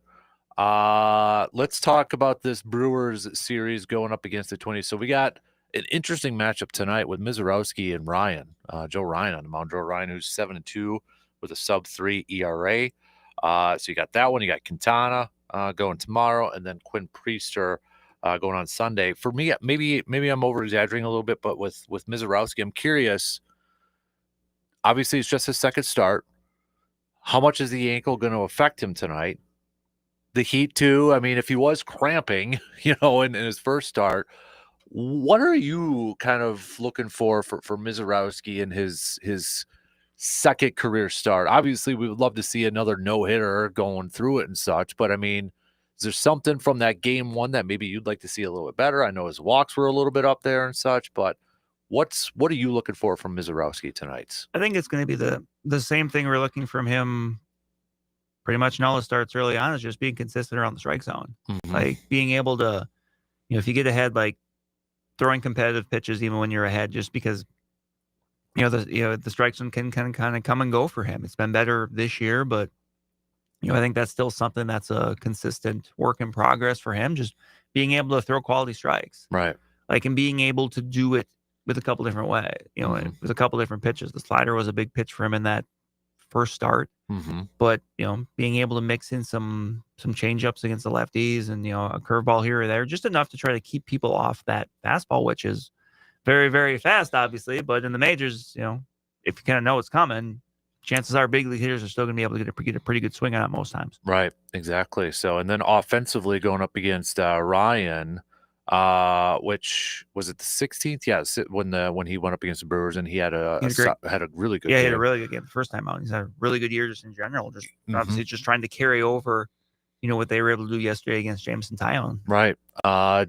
Do you think that's an advantage for the Brewers because those guys saw him earlier? Is it advantage for Twins because, well, I mean, they already know they had success, but then that was also during the stretch. I don't want to downplay it, but where the Twins were just hot. Like they won 13, 14 games in a row. Yeah. They were just clicking on all cylinders. I think it's helpful to kind of see it before, but especially because in interleague play, that doesn't really happen a lot. Right. Where you see the same starter twice. Mm-hmm. But yeah, I think they're just going to have to, hopefully carry over the good things and just kind of take advantage of opportunities when they come. And, with Joe Ryan, there might not be very many just because of, how well he's been pitching. But you just gotta, when you got to do it when you can. And if you get on base, you got to, try to get the running game going, which is something that's obviously a big part of what the Brewers do. And, I mean, the Twins have kind of been an interesting team this year where they got off to that really slow start. Then they were just hot in May.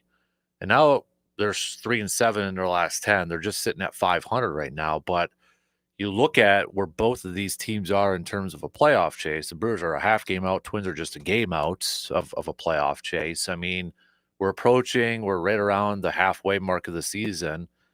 Is it dumb to say that this is a big series for both these teams just because of how things are shaping up right now in this chase? No, it is. It's a big series for both teams. I mean, you want to, you don't want to do anything to take yourself kind of out of that playoff conversation. Really, the only way that happens is if you get swept. Yeah. That's kind of and that's going to be the kind of the thing too with the Brewers looking up at the Cubs is you can't get swept in these, in series. Mm-hmm. If you lose 2 or 3, obviously not ideal, but that's a little bit different compared to, okay, well, you lost all 3 of your games. Right.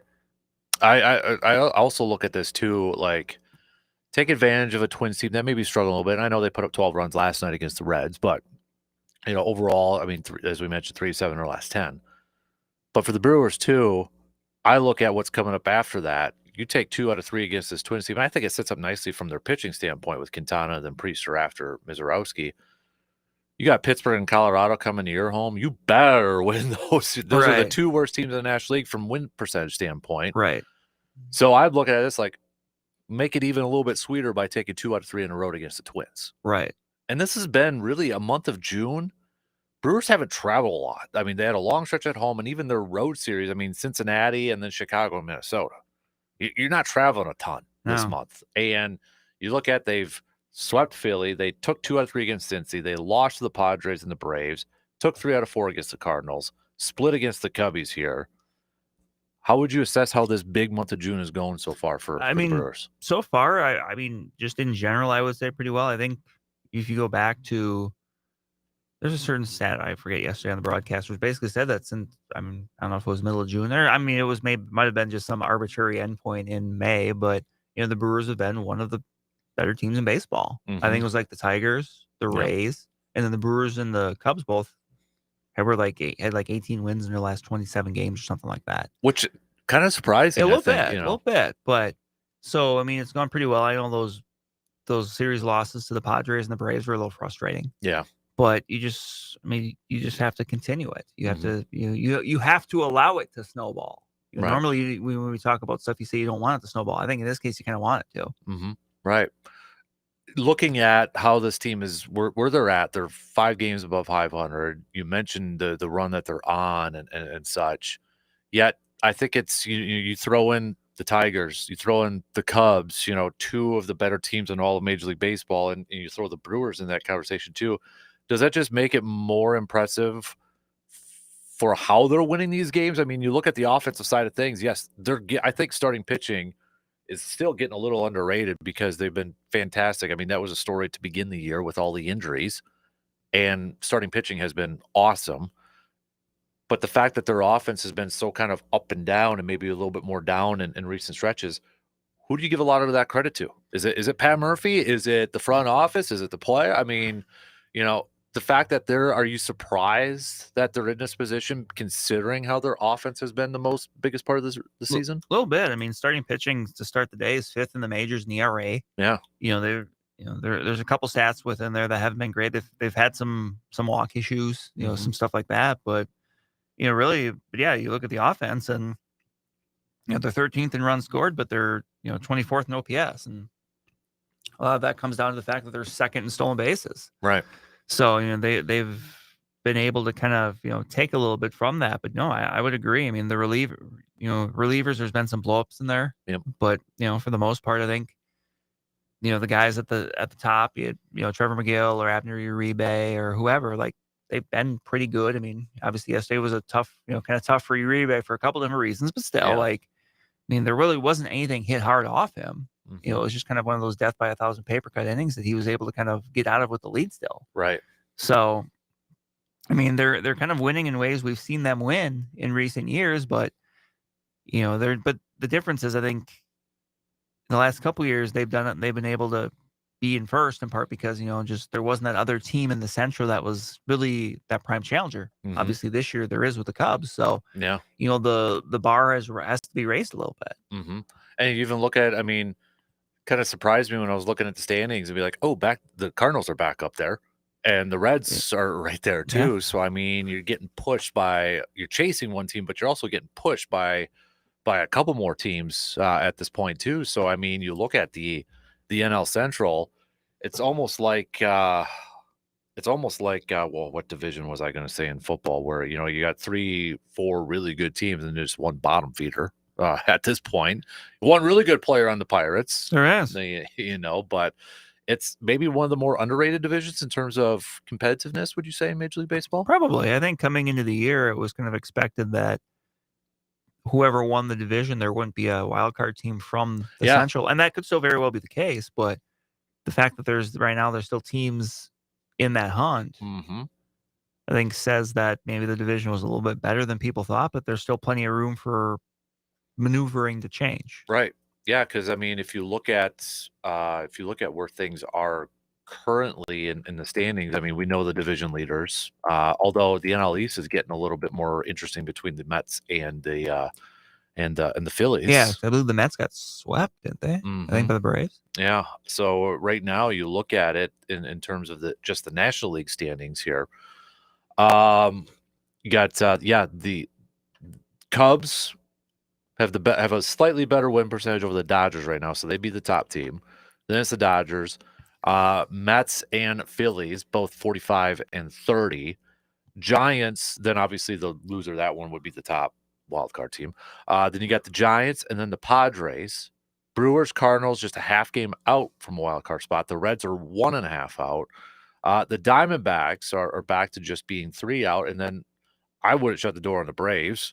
They're 5.5 back. I mean, they still got a lot of talent on that team. So, and then, I mean, the AL is kind of similar too, Brain. I mean, Tampa, you got, Detroit, the Yankees, and Houston as your division leaders. Tampa Bay, never sleep on the Rays, I guess, for crying out loud. They're the top wildcard team. Toronto, Boston. I mean, that's all AL East. Cleveland's just a half game out. Seattle's just a half game out. Minnesota's just a game out. The Royals are 1.5 out. For crying out loud, the Angels are just 2 out. And the Rangers 2.5. So I know it's still early, but you start to factor in trade deadline coming up with so many teams in contention. Prices are going to go up. I would say it's a seller's market. Yeah. If you're one of those teams that, the Pirates or whoever, the Rockies, if you got an asset, a player that somebody wants, like, chances are you're going to have many teams, vying for those players. I want to ask you about one of those players too, and he's from the Rockies, the third baseman from the Rockies. Obviously, Ryan McMahon. Yeah, we're going to be. If you ask Brewers fans, it's third base, left side of the infield for power. I mean, Yankees might be looking for a third baseman. Twins are dealing with an injury at third base and such. Would he be a fit in Milwaukee? Do you think? I mean, he's a veteran. He's 30, fit. right? He'd fit, but I just don't know. I don't know. Ryan McMahon's one of those guys that, like, he doesn't have a super high ceiling. Like, you look at his numbers over the years, and on surface they kind of look good, but then you remember he's playing half his game in Coors Field. So yeah, but he's a really good defender over there, which we know Brewers like to prioritize good defenders. So like, I mean, I could see it, but at the same time, like, I don't know if the Brewers would be motivated to go over the top for it. You know what I mean? Versus another team that might be able to. Yeah.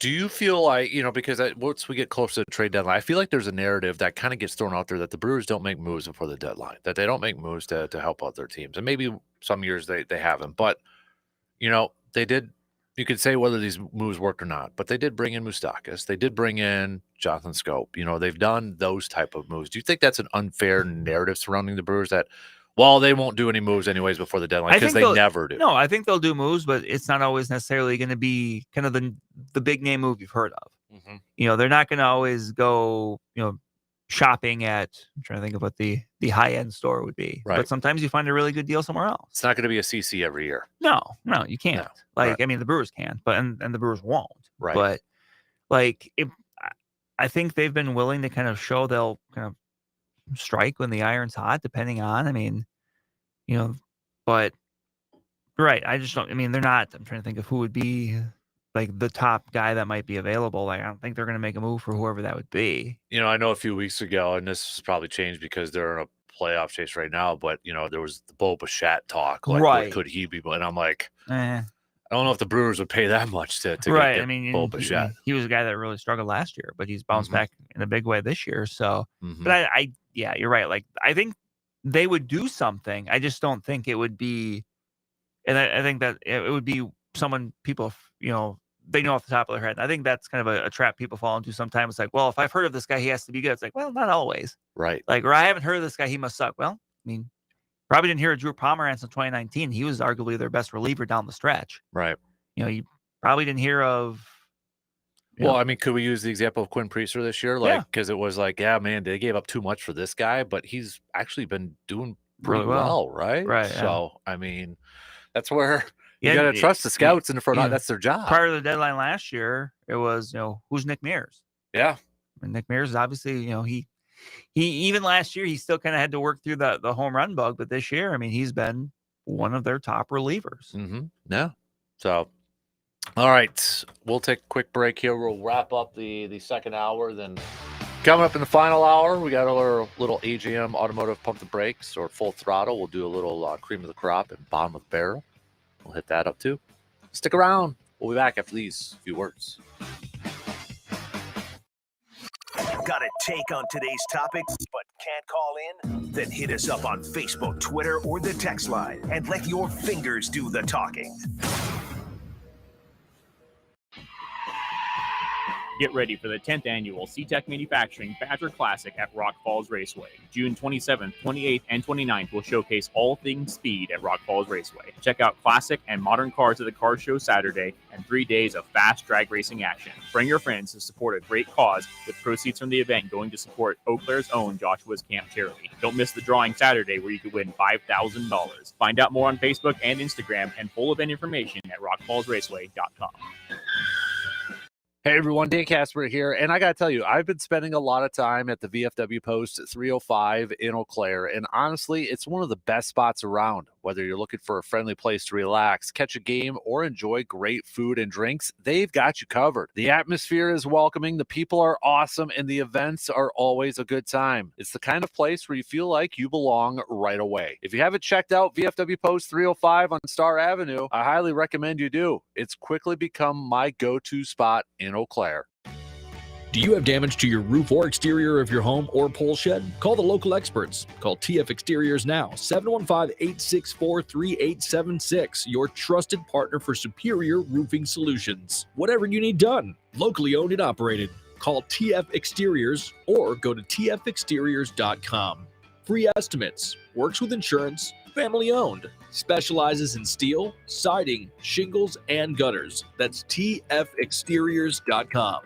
When you're in the business of building the future, why rely on yesterday's internet technology? 100% fiber internet from TDS is engineered to handle industrial strength demands with turbocharged symmetrical speeds and 99.9% network reliability. Get internet that keeps your business light years ahead. Upgrade to cable-crushing TDS fiber internet. Strong enough for your business, strong enough for you.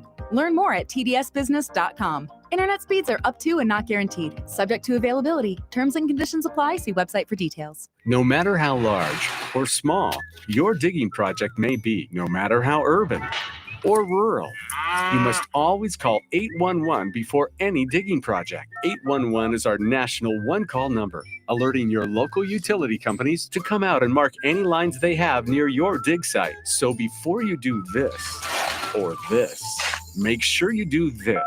For digging projects big or small, make the call to 811, brought to you by Common Ground Alliance.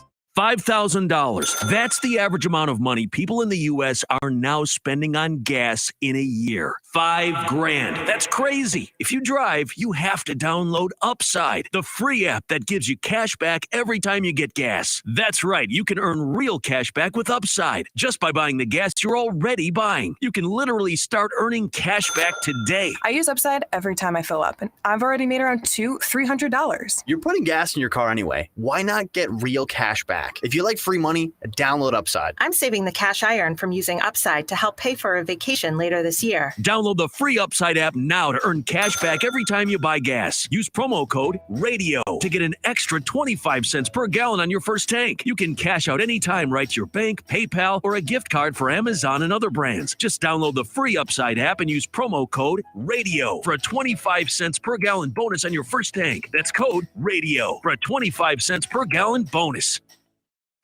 Sports Talk 105.1 is your home for the great outdoors. Outdoor reports, outdoor tidbits with the DNR, photos, and more. Visit our outdoor community at sportstalk1051.com.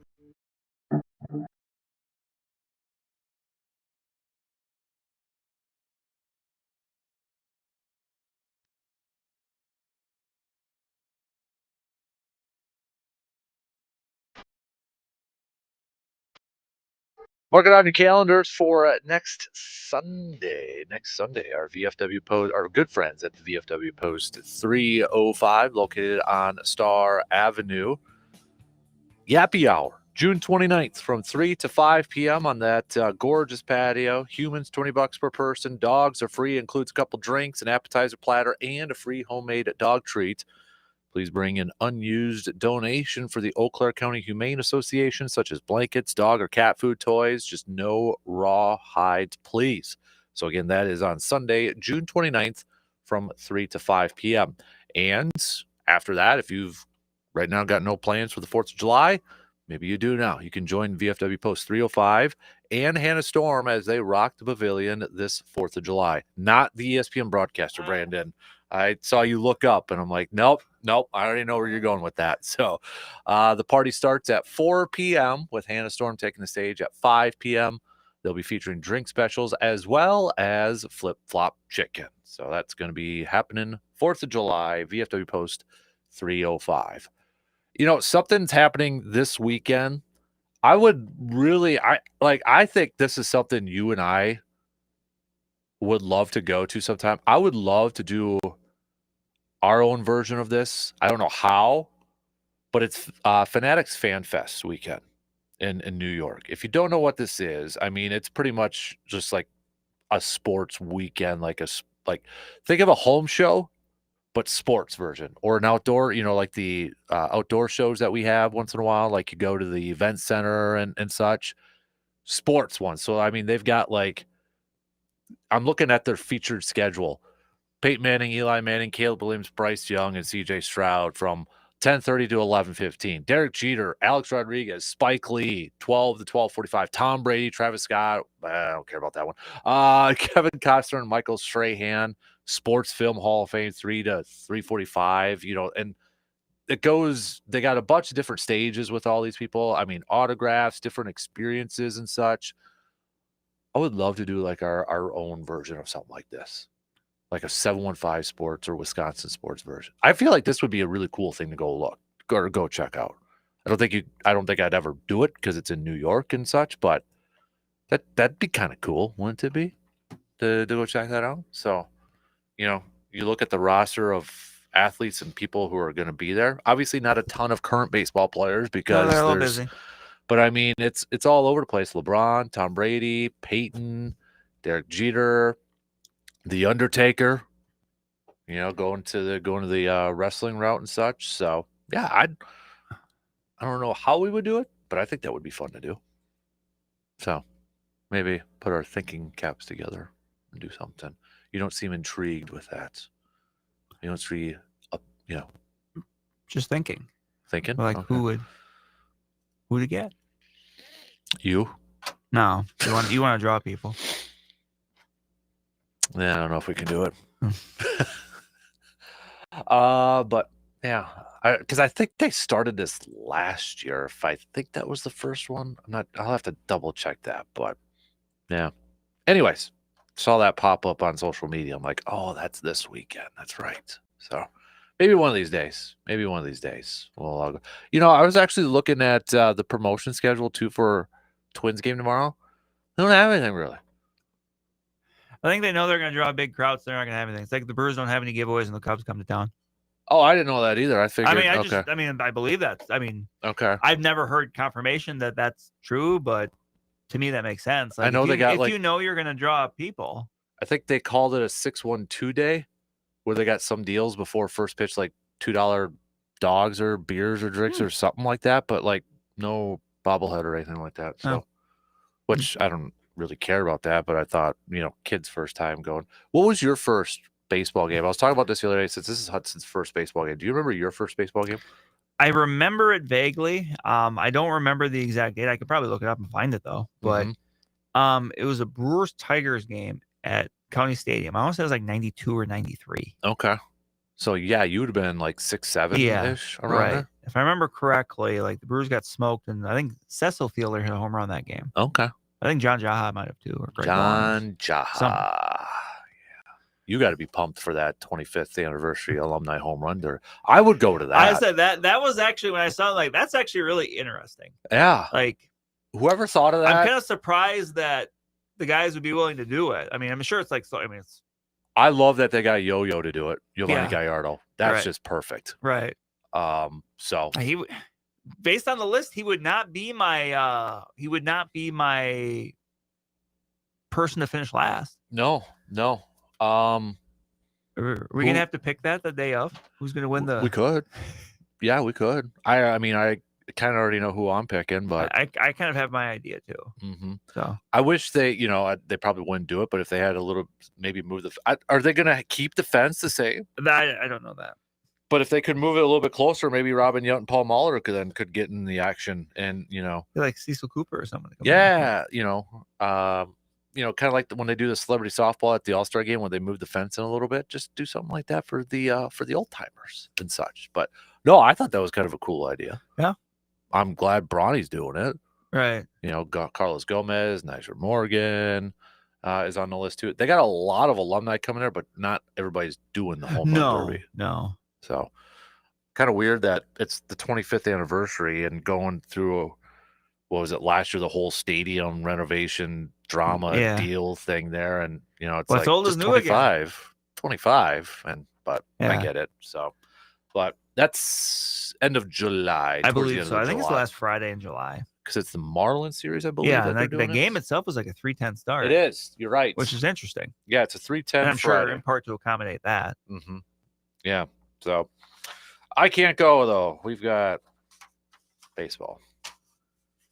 We've got youth sports baseball, which whatever. So I'm not going to open up that can of worms right now. So, but anyways, maybe at cream of the crop or bottom of the barrel part. So that's coming up next hour. We'll do our cream of the crop and bottom of the barrel. Do you have your bottom of the okay? I do.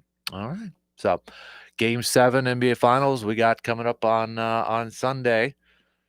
Regardless, much as it annoys me, you got to give the Pacers credit for what they did and getting that win last night. And not many things are better in the world of sports when it comes to an elimination game in a Game 7 and for the championship. Right. So I think it's been like I think it's 10 years. I think was it the Warriors Cleveland?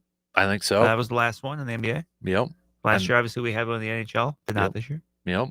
So we'll see how that one goes out, but you got to give the Pacers credit. They got off to an insanely hot start last night and got that victory. So we'll see how it all plays out in Game 7. Do you think they should go back to a 2-3-2 series? I've been seeing people talk about that. I've seen people bring that up, but I don't know. Like, I understand the rationale of it kind of gives the lower seeded team an advantage in those three middle ones. Yep. And I mean, look, obviously travel's not as big of a deal as it used to be. Right. So I don't mind it going, 2-2-1-1-1. Mm-hmm. Yeah, I kind of like how it is right now, to be honest, because I agree. I do think it gives, Because baseball that, obviously does it, but baseball is like an everyday thing, so you can't travel. Exactly. Yeah. Yeah. I kind of agree with the narrative that I'd almost rather beat the lower seed, to be honest with you, in a 2-3-2, because you get the 3 straight home games then. So I know some don't agree with that, but that's kind of where I'm at this point. So, but yeah, so we'll make our pick for that because that's coming up on Sunday. We'll do that at the back end of this hour. So not a ton on the local sports docket. I know the Express are back on the road, or still on the road, I should say. Through the weekend, I believe, right? Yep. They fell to Mankato last night, so they're still in Mankato tonight. I know Legion baseball is going on now too, so that's really kind of. I think Eau Claire picked up a win last night over Hudson. Yep. The 17U team picked up a win, so got that going on. And CRBL action continues to roll along, so we're in that time. State baseball's going on. Yes, it's done. Yesterday was the state championship games. This weekend is state girls soccer in Milwaukee, and that's the last high school event of the 2024-2025 school year. And then we're not that far away from football practice starting. Yeah. Man. Saw training camp schedules coming up. Getting released, so you can maybe plan your days. A little over a month. It is, which I will say, my bottom of the barrel is related to that. Oh, okay. A little bit of a tease. It is related to Packers training camp. I think I might know what it is. You probably do. You probably do. So we'll do that just past the top of the hour. So last call if anybody does want to chime in with their cream of the crop or bottom of the barrel. So I did have, I think one texter said, John said, cream of the crop goes to the Florida Panthers for winning their second consecutive Stanley Cup, and the bottom of the barrel is my cream of the crop from a couple weeks ago after the game, one of the Stanley Cup finals, and I had Connor McDavid as my cream of the crop, so I put myself at the bottom of the barrel on that one. So, all right, shot clock. Well, again, I got to change that clock. You are getting totally taken to the cleaners by this. That thing is 3 minutes fast. You may not think it's a difference. It's a big difference when you have a hard out at the top of the hour. Right. So that thing is, I got to change it because we actually have about a minute now until the shot clock cuts me off. So Brandsbaum says, Beesbaum, hey, let's go to the home run derby. Come on, hey. We'll do a golf basket. One more for golf. Oh, okay. Thanks for the raffle prize. So I can't go to the home run derby. Not that attitude. Again, youth sports. I'll just leave it at that. They didn't schedule grinds my gears. Not the schedule part. It's just youth sports right now is grinding my gears. So we'll just leave it there. So all right, shot clock now will cut us off in about stop looking at the clock. You know what? You should take that down and time it up with this here. So, you actually are going to do it? Okay. Do you know how to change an old school dial clock like that? You got that figured out? Woo! Hey, don't screw it up so much, dude. Look at the time fly. I'm just glad you figured that out. So, all right, shot clock will begin right now. There you go. That's close enough. All right, 2 hours in. One more of this ridiculousness coming at you. We got some news updates, and we'll kick it off with our cream of the crop after these few words.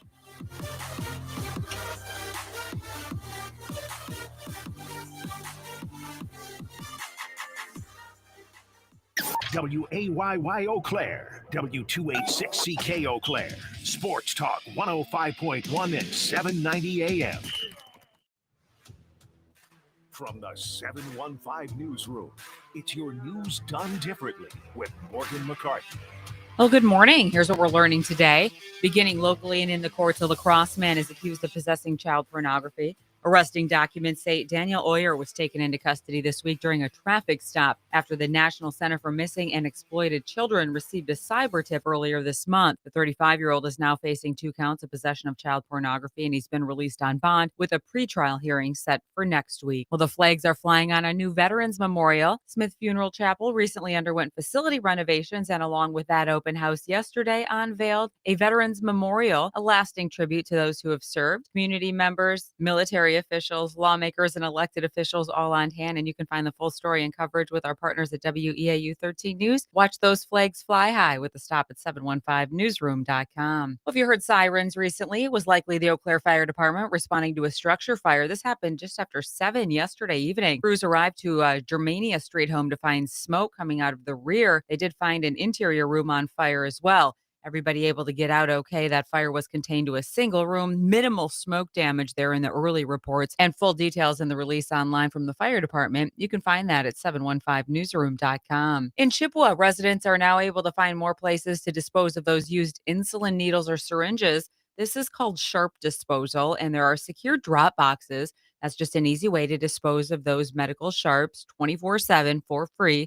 And you can find those new locations at Boyd Hall. Cornell Police Department is one, the Bloomer Community Ambulance area as well, and we have those all listed for you online. And history is celebrated in Menominee with a new overlook. There was a ribbon cutting recently at the Hydro Dam and Tainter Gate Historic Overlook Plaza. That's by Wilson Place if you've been driving by in the Menominee area across the bridge there and have seen that under work for a while. The project was actually started in 2023 to stabilize the dam and protect the embankment from erosion. That new overlook also not only has the views, but a little history infused as well, telling our local story. Something to raise a glass to, perhaps? Well, what do you think? Vodka, gin, shaken, not stirred? This Saturday is World Martini Day. Now that I have your attention, you should know a proper martini is made with gin, not vodka. Shaken or stir, that's your option, but purists say shaking bruises the gin. With consideration to James Bond, you can dirty it up with olive brine, toss in a bit of lemon peel, make it dry with a dash of vermouth, but only 1 olive. 2 is considered bad luck.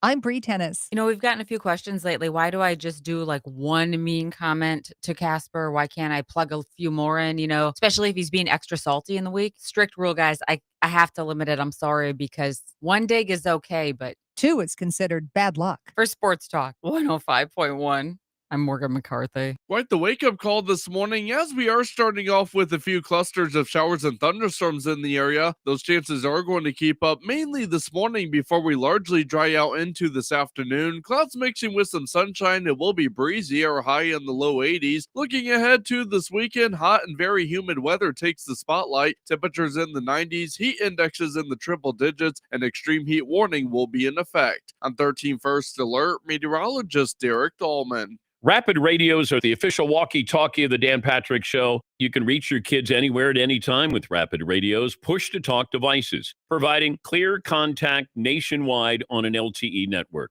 100% private, no subscriptions ever. Visit rapidradios.com. I have a limited time offer. Visit rapidradios.com to save up to 60%. Get free shipping from Michigan. Use the promo code RADIO for an extra 5% off. Rapid Radios. If your home's exterior sustained damage in the recent storms, Walker Roofing and the reliable crew can help. Walker Roofing takes the hassle out of the insurance claim process. Walker Roofing has you covered. WalkerRoofing.com. From the hardwood and the diamond to the gridiron and the course, Dan's got you covered with his trademark blend of sports passion and knowledge. He has the sports info you want and the sports therapy you need. So get your game face on, people. Let's go get to the bell, huh? Put up or shut up, sir. We gotta get it started from the jump. Play big. Let's go. That's what legends made, man. It's showtime. Welcome to the big leagues. Let's go. Because it's the Dan Kasper Show.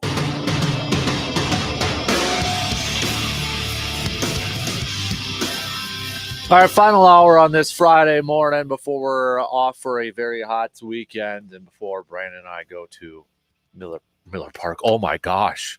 I'm ready for a weekend. You have the wrong stadium. You have the wrong name. Wrong state and everything. So you going to the Metrodome next?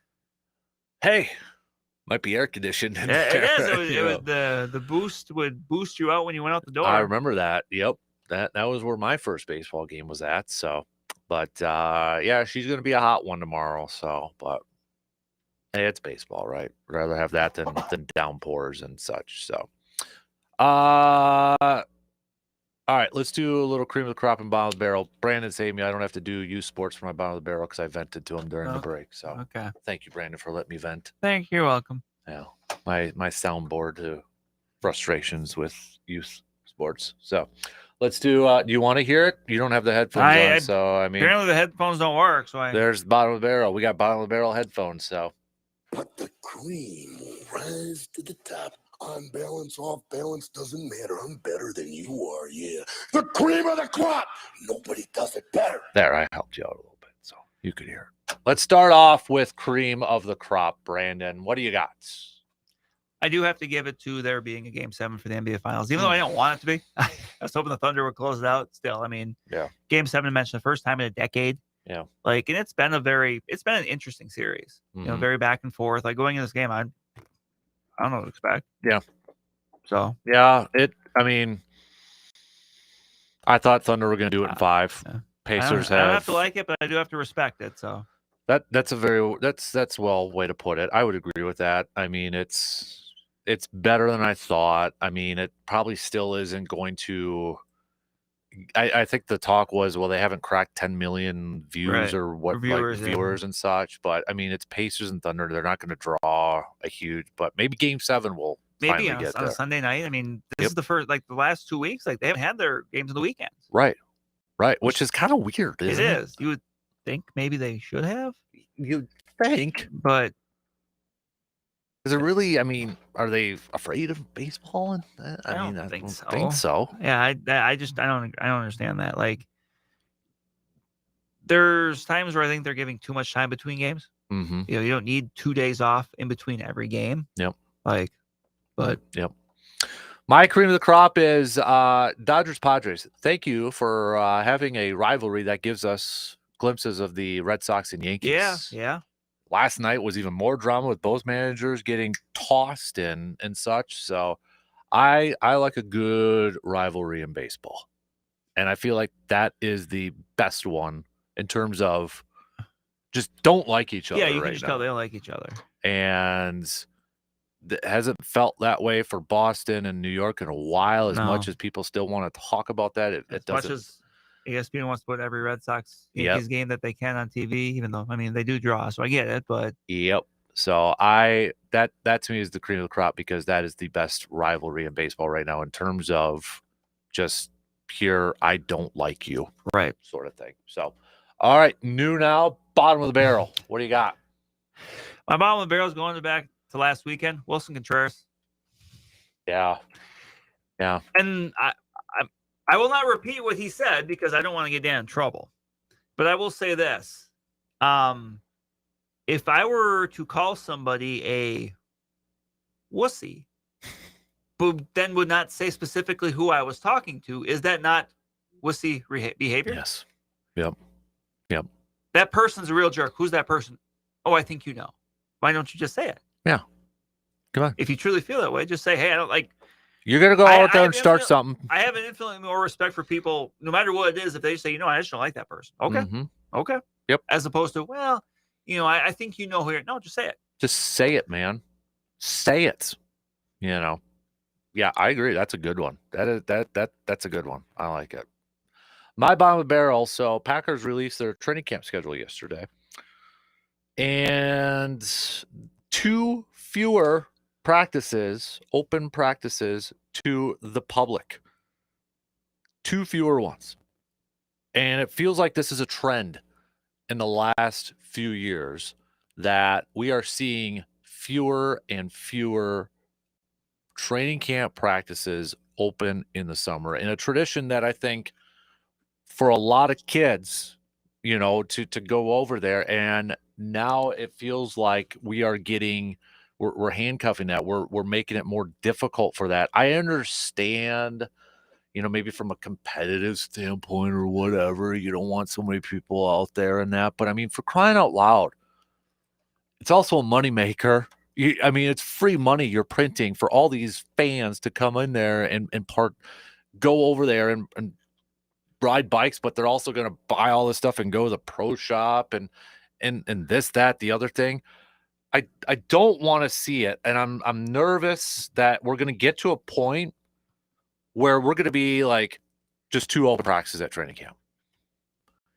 And they're going to cut off this. I mean, here's my thing. You cannot sit there and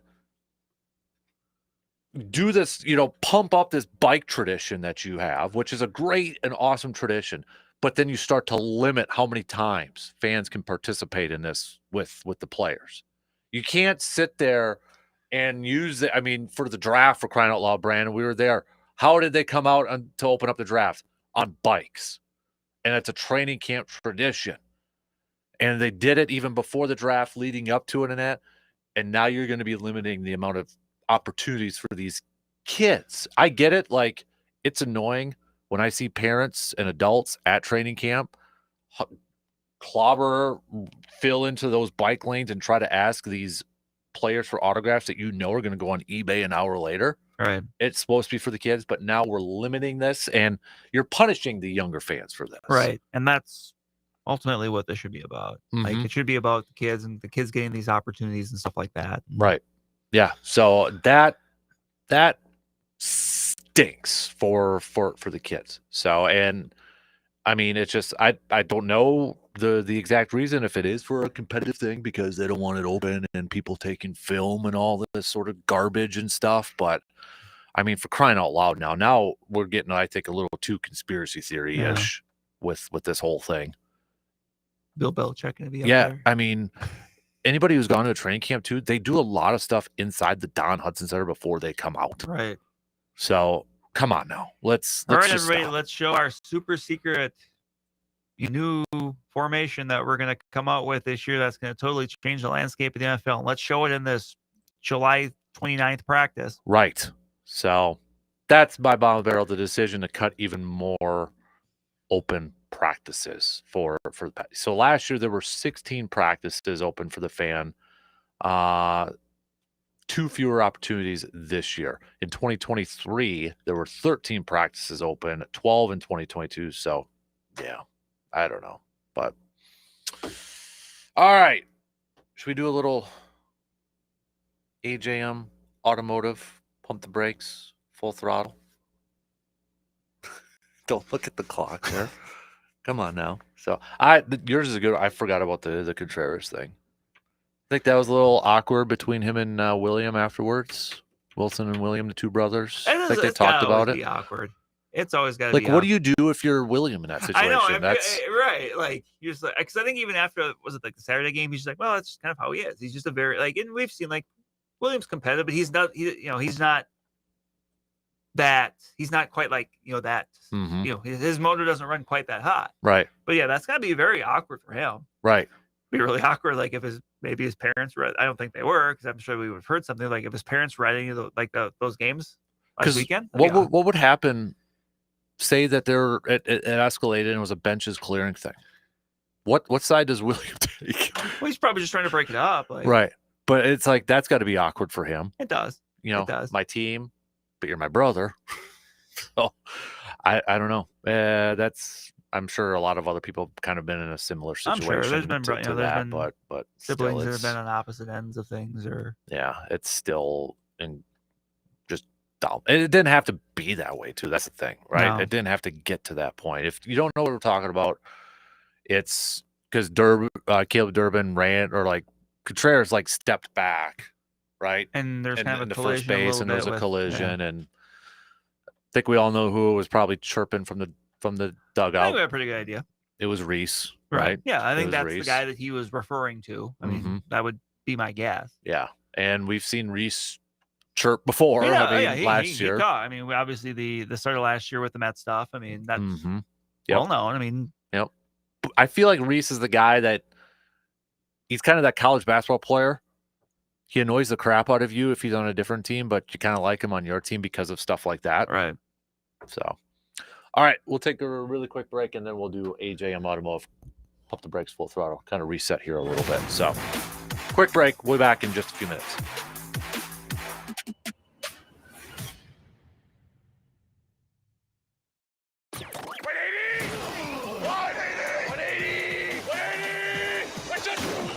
The Dan Kasper Show will be right back.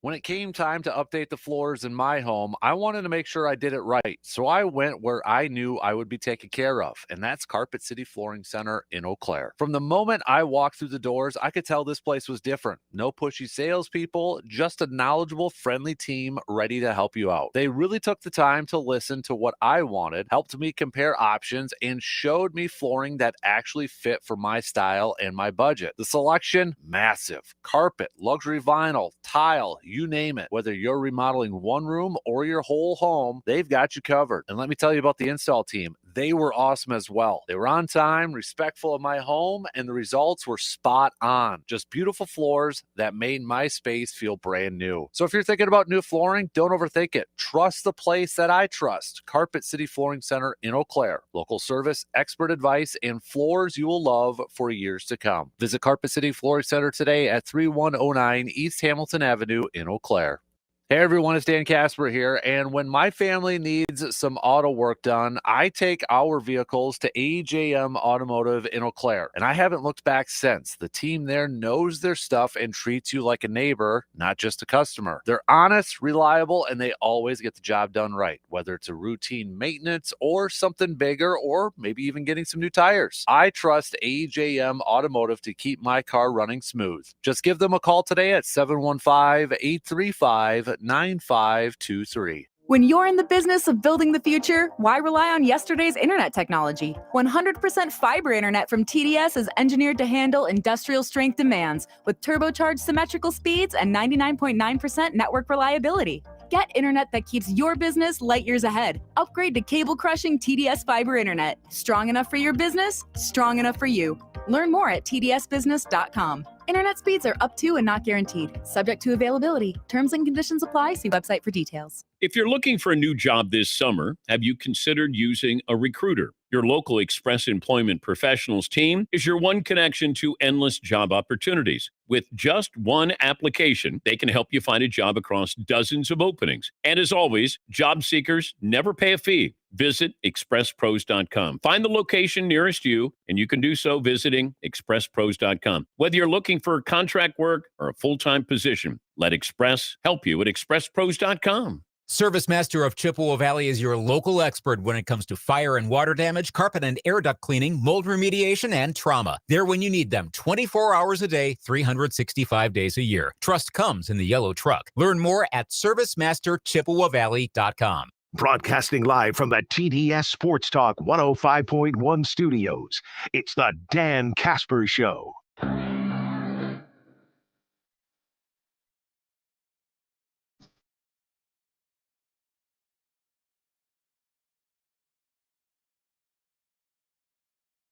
If you're hitting the road this summer for some family road trips, you want to make sure your vehicle is ready for those road trips. So you should take it over to our good friends at AJM Automotive, located at 1919 Brackett Avenue, whether it's maybe for some new tires or an oil change, brake work, engine work.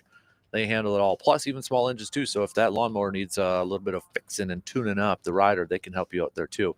Just give them a call at 715-835-9523. And they also don't want to get in a situation, but sometimes you do. They offer towing services, so if you need a tow, you can give them a call there too. They can help you out in multiple different ways when it comes to your vehicles. Let's do a little pump the brakes, full throttle, AJM Automotive style. Pump the brakes, full throttle. If the Brewers could get, I don't know who right now, but just bear with me. If the Brewers could get an impact third base or shortstop bat right now that you could plug in, double-digit home runs, but it would cost Freddie Peralta. Pump the brakes, full throttle. You make that, and you can control that person for a couple years. Pump the brakes, full throttle. You would make that move. I'm only going to say pump the brakes just because kind of what we alluded to earlier. I'd be concerned about the chemistry issues. Mm-hmm. Would it be like a Josh Hader type of feeling? That would be my concern. Mm-hmm. Now, if this was a video game and we didn't have to worry about those sort of things, then I might be a little, but I would say pump the brakes. Mm-hmm. I probably would pump the brakes too. You gotta pick two. You gotta pick two. You can't just avoid it. Yeah, as much as I want a bat, Now, okay, let's say we get to end of July and the Brewers are all of a sudden 5 games under 500. Does that change? Yeah, then then I think you're trading Peralta, but I don't think you're necessarily prioritizing that as Mhm. much as you were just prioritizing the best return. Yeah. Then that's kind of the thing. Like, once we get to the end of July, like the Brewers need to either decide Mhm. we're in it or we're not. There's no Mhm. kind of being half pregnant. Well, we'll do this, but then we'll also. That's your favorite phrase. I like saying Yeah. that, but like, you can't just be like, well, we're gonna do this, but then we're also gonna do this. Like, you can't hedge your bets. Either Mhm. you're in it and you're gonna add, or you're not. Yep. And you're gonna deal Peralta and Reese Hoskins and I'm Mhm. trying to think of anyone else, just because like I could, this could be a year where, if that were to happen, you deal a couple of those guys, but then you come back next year with a roster I still think could contend. Right. With the young pitching, knowing that, assuming things continue the way they are, you would have guys like Cooper Pratt, but more so like Brock Wilkin and was just Luke gonna ask Adams, about a him, couple yeah. of corner infielders who, are doing really, really well in Double-A right now that could be in Triple-A sooner than later. That could be Mhm. knocking on the door. Like, you feel like you could take a step back this year without taking a step back long term. Right. It would just be, and we've seen that with teams like the Rays before, where they just have a year where, you know what, they just take a step back, but then the next year they're right back in it. Mhm. We'll cross that bridge when we get there in a Mhm. little over a month. But if that's the case, I would hope that they might try to, especially if it is a seller's market like we think it could be.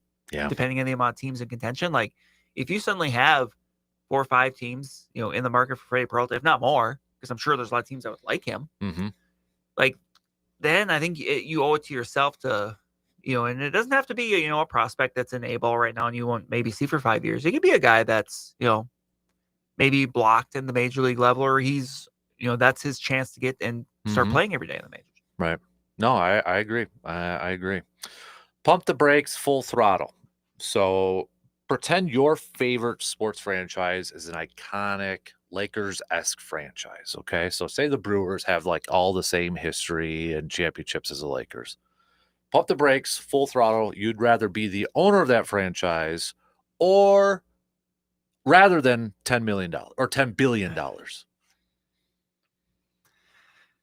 That's a good question. Obviously, with the Lakers. Tell you what, thing, here's what I'm gonna do.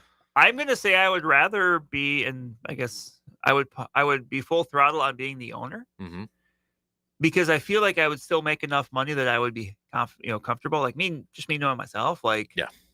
Versus having $10 million. Like, don't get me wrong, that'd be great, but $10 billion. I think I would rather have. I mean, what's that after taxes?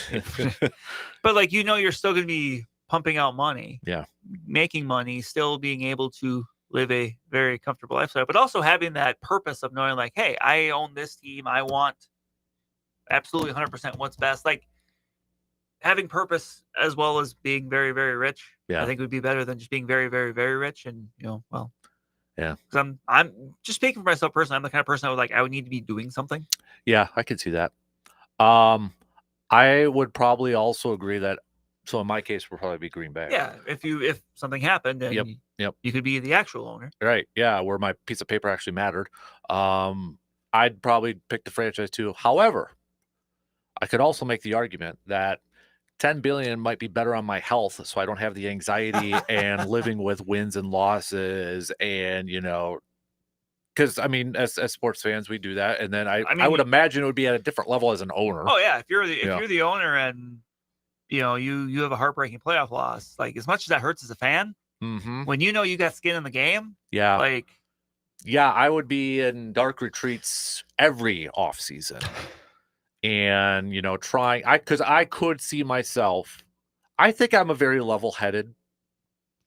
I've said this a couple times this week already. A very level-headed Packers fan. I feel like I am compared to a lot of other people. Yeah. I feel like that could be different if I was the sole owner. And so just to try to take a step back and take a deep breath before making rational moves might be a little hard. So that would be the only thing where I'd be like, okay, maybe do I just take the $10 billion and I don't have the stress? As I'd still have stress, but maybe not as much stress. That would be on. You'd just be stressed on your own private island somewhere in the Caribbean. Yeah, or I could just be stressed within my own stadium of Right. Lambeau Field and such. I think I would, as much as 10 billion is like 10 flipping $1 billion. I think I'd still want to be the owner of the franchise. I was a little surprised to see that news pop. I figured the Bus family selling their. Well, yeah, that, and then you think back, Boston Celtics sold. And, yeah, we've seen some iconic franchises over the here recently. I think the two that if they ever sold during our lifetime, I think would just be Yankees and Cowboys. Yes, those would be like the two holy crap ones. Right. Again, not counting Green Bay if they ever sold to a private owner, but that would be I think in the Cowboys case, you have a lot of fans who might be excited about that. Yeah. At this stage of the game. Oh yeah, I know one for sure that is Sal. Would it be different if he just gave up GM titles? Honestly, it might be. I think it might be. I think it would be very different if he just let a football person do football things, and he was still kind of around and gave his opinion on things and still did his weekly press conferences and all that good stuff. Yep. Pump the brakes, full throttle. Tyrese Halliburton is a top 10 NBA player. You asked me this last week. Did I really? Yes, you did. Okay, never mind then. I thought I okay. Because I think I said if he were. I'm glad you have a better memory than I do. I think I said I could see borderline, and you said top 20. You thought. Okay. So okay. Thank you You're for correcting me and embarrassing me and all that. So, I will go. Stop. Look at the clock. Okay. So I don't know if this was by plan, but the last couple of days we've seen ESPN come out with their quarter century NFL team, and we've seen Jason Stark come out with their quarter century of baseball. That one was a little different, where the starters were voted on by fans, and then they filled in the position players and such. But I want to start off with the ESPN one. Pump the brakes, full throttle. Looking at the quarterbacks, they went Tom Brady, Peyton Manning, and Patrick Mahomes. The practice squad was Aaron Rodgers and Drew Brees. I don't think there's any debate about Tom Brady. But pump the brakes, full throttle. Aaron Rodgers should have been in the top 3 with his 4 MVPs and a Super Bowl title over, let's say, Patrick Mahomes. That's a good. It's not. I think it comes down to the era, because I think Patrick Mahomes will benefit from being the best quarterback of his era. Mm-hmm. And it's not Aaron Rodgers' fault. He was in the same era as Tom Brady. Right. But I think that's kind of how I view it. I mean, really, to me, the question would kind of be Manning versus Rodgers then. Manning won 5 MVPs. So that's kind of how I just, when you lay that out like that, that's just kind of how I looked at it. So I guess I would say pump the brakes, I guess, but it's tough to say given Aaron Rodgers. Yeah. I mean, you look at, if you want to talk about stats and numbers, and some people feel the best thrower of the football, right? That sort of stuff. It's tough. You can't go wrong. Yeah. I mean, no disrespect to Drew Brees, but that he's not having the same conversation that we're having with Aaron Rodgers. Like Right. he is, it's accurate right where he is, which is being acknowledged as being a. Nope. Yeah, it's tough. It's really tough. Because obviously Rodgers has a bigger sample size in the last 25. I mean, his whole career was the last 25 years. Right. Mahomes is still going, and Mahomes has more championships. If Mahomes didn't have more championships, let's say he just had 1. Yeah. Then I think Rodgers is probably in there. Probably. But the fact that he has multiple championships, I think, is why they put him in there. 3? Yes. And then he's been to 5 already. Yeah. So, it doesn't always have to be the be all end all, but it can. Yeah. I will. So pump the brakes, full throttle. I'm going to go a little bit of a different. They did coaches and coordinators. Head coach was Bill Belichick. I don't think we're. No. Offensive coordinator, they put Mike Shanahan. Kyle Shanahan. Oh, Kyle Shanahan. Excuse me. Yeah, Kyle. Pump the brakes, full throttle. It should have been Andy Reid. But I think they're viewing that as an actual, their work as a coordinator. Does it have, because they did say, so they had to be a coordinator in that century? I think so. That's kind of, because I did look at this, but that's kind of how I interpreted it. Well, because isn't the defensive coordinator Wade Phillips. And he's been a head coach, but obviously his work comes as a Well, coordinator. don't change the question. I still said Andy Reid. I would based on how Blasphemy. based how I interpret this, I am going to go. No, I think it's Full Throttle. No, I don't know if I'd still want Kyle Shanahan, to be honest with you. 28-3 ringing in your head. Mm-hmm. Yep, it sure is. Let me see. Our criteria for the coordinators was head coaches were allowed as long as they spent some time as coordinator in a quarter century. Okay. All right. Well, okay. Well, how about this? Andy Reid calls plays though, so isn't he still considered a He coordinator? technically coordinates his offense, Right? Come on now. Come on. No, okay, whatever. But I'd still put if it didn't have the coordinator in there, would you put Andy Reid over then Shanahan? Probably, yeah. I would. I do. And I do like the Wade Phillips call, though. I mean, he was someone that was successful many places. Yeah, I would agree. Like that. He is the perfect definition of somebody who is a better coordinator than a head coach. Right, yeah, because he had 10 years as head coach, but, like, no, there's just some guy. Another guy, like, I know I kind of think of, Packer fans may not always have the best, but I think of Dom Capers, too. Like, but still, especially when you go back to, like, the 90s and stuff like that, too, like, his best success came as head coach. North Turner, yeah, he'd be another one. Mm-hmm. I feel like there's one right there, and I'm not thinking of him, and I don't know Josh who it McDaniels? is. Could be. Well, I mean, I don't think he ever got a shot as a head coach, but you think of like Dick LeBeau, just long-time coordinator, defensive. Wasn't LeBeau the coach for the Bengals for a couple years? Was he? I think he was. I think he had Okay. a short tenure, but he's not. He'd be another one. He's a good one. Okay. Let's go to the baseball one here now. So, did you get a chance to I see did this? not see the baseball one. Okay. So again, the rules for this one, I know. Starters were voted on by voters, you, me, anybody. And then they filled it in with like a bench player after that. So I'll just go through the ones that I think drew a little bit more. Let's do first off third base. Starter Adrian Beltre, backup Alex Rodriguez. I will throw in another name as one of the writers put in here. It wasn't Stark. I think it was the other writer. It was, Tyler Kepner. He made the argument it should have been Chipper Jones. Pump the brakes, Full Throttle. They got it right with Adrian Beltre as a starter over like A-Rod and Chipper. I'd be okay. I could buy Adrian Beltre. Mm-hmm. Like, I mean, he's someone that, maybe kind of flew under the radar a little bit at the time, but he was so good for so long. He was very solid for a long time, yeah. And he's a bunch of Gold Gloves. I mean, like defensively, offensively, like an all around. Mm-hmm. And I mean, A-Rod, part of his career was at shortstop too. So yep. I do like this nugget from Tyler as he says, who was the only third baseman in the 2000s with a slash of a 300, 400, 500 club? Chipper. He hit 364 and won a batting title at the age of 36. Yeah. I think he deserves. It's just tough. I mean, that's a bench start cut almost. Yeah, we're talking the best of the best here, like over 25 years. Like, yeah, I am actually a little surprised the voters went with Adrian Beltre over, from a name right, but he's been around for a while. I'm just a little surprised it actually worked out that way. So I honestly I think Adrian Beltre is still kind of underrated from a lot of. I think so. I would agree with that. So I would agree with it. Pump the brakes, Full Throttle. Mike Trout was voted as a starter for center field. Carlos Beltran was the backup. Pump the brakes, Full Throttle. Mike Trout should have been. They got it right with that. Because here's the other part. Other than Mariano Rivera, they said nobody attracted a bigger chunk of votes in this election than Mike Trout, 76.7%. I think that's right.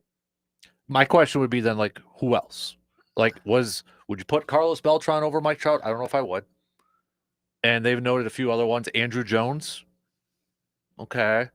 Torrey Hunter. Jim Edmonds. Andrew McCutcheon. Mike Trout, I get it.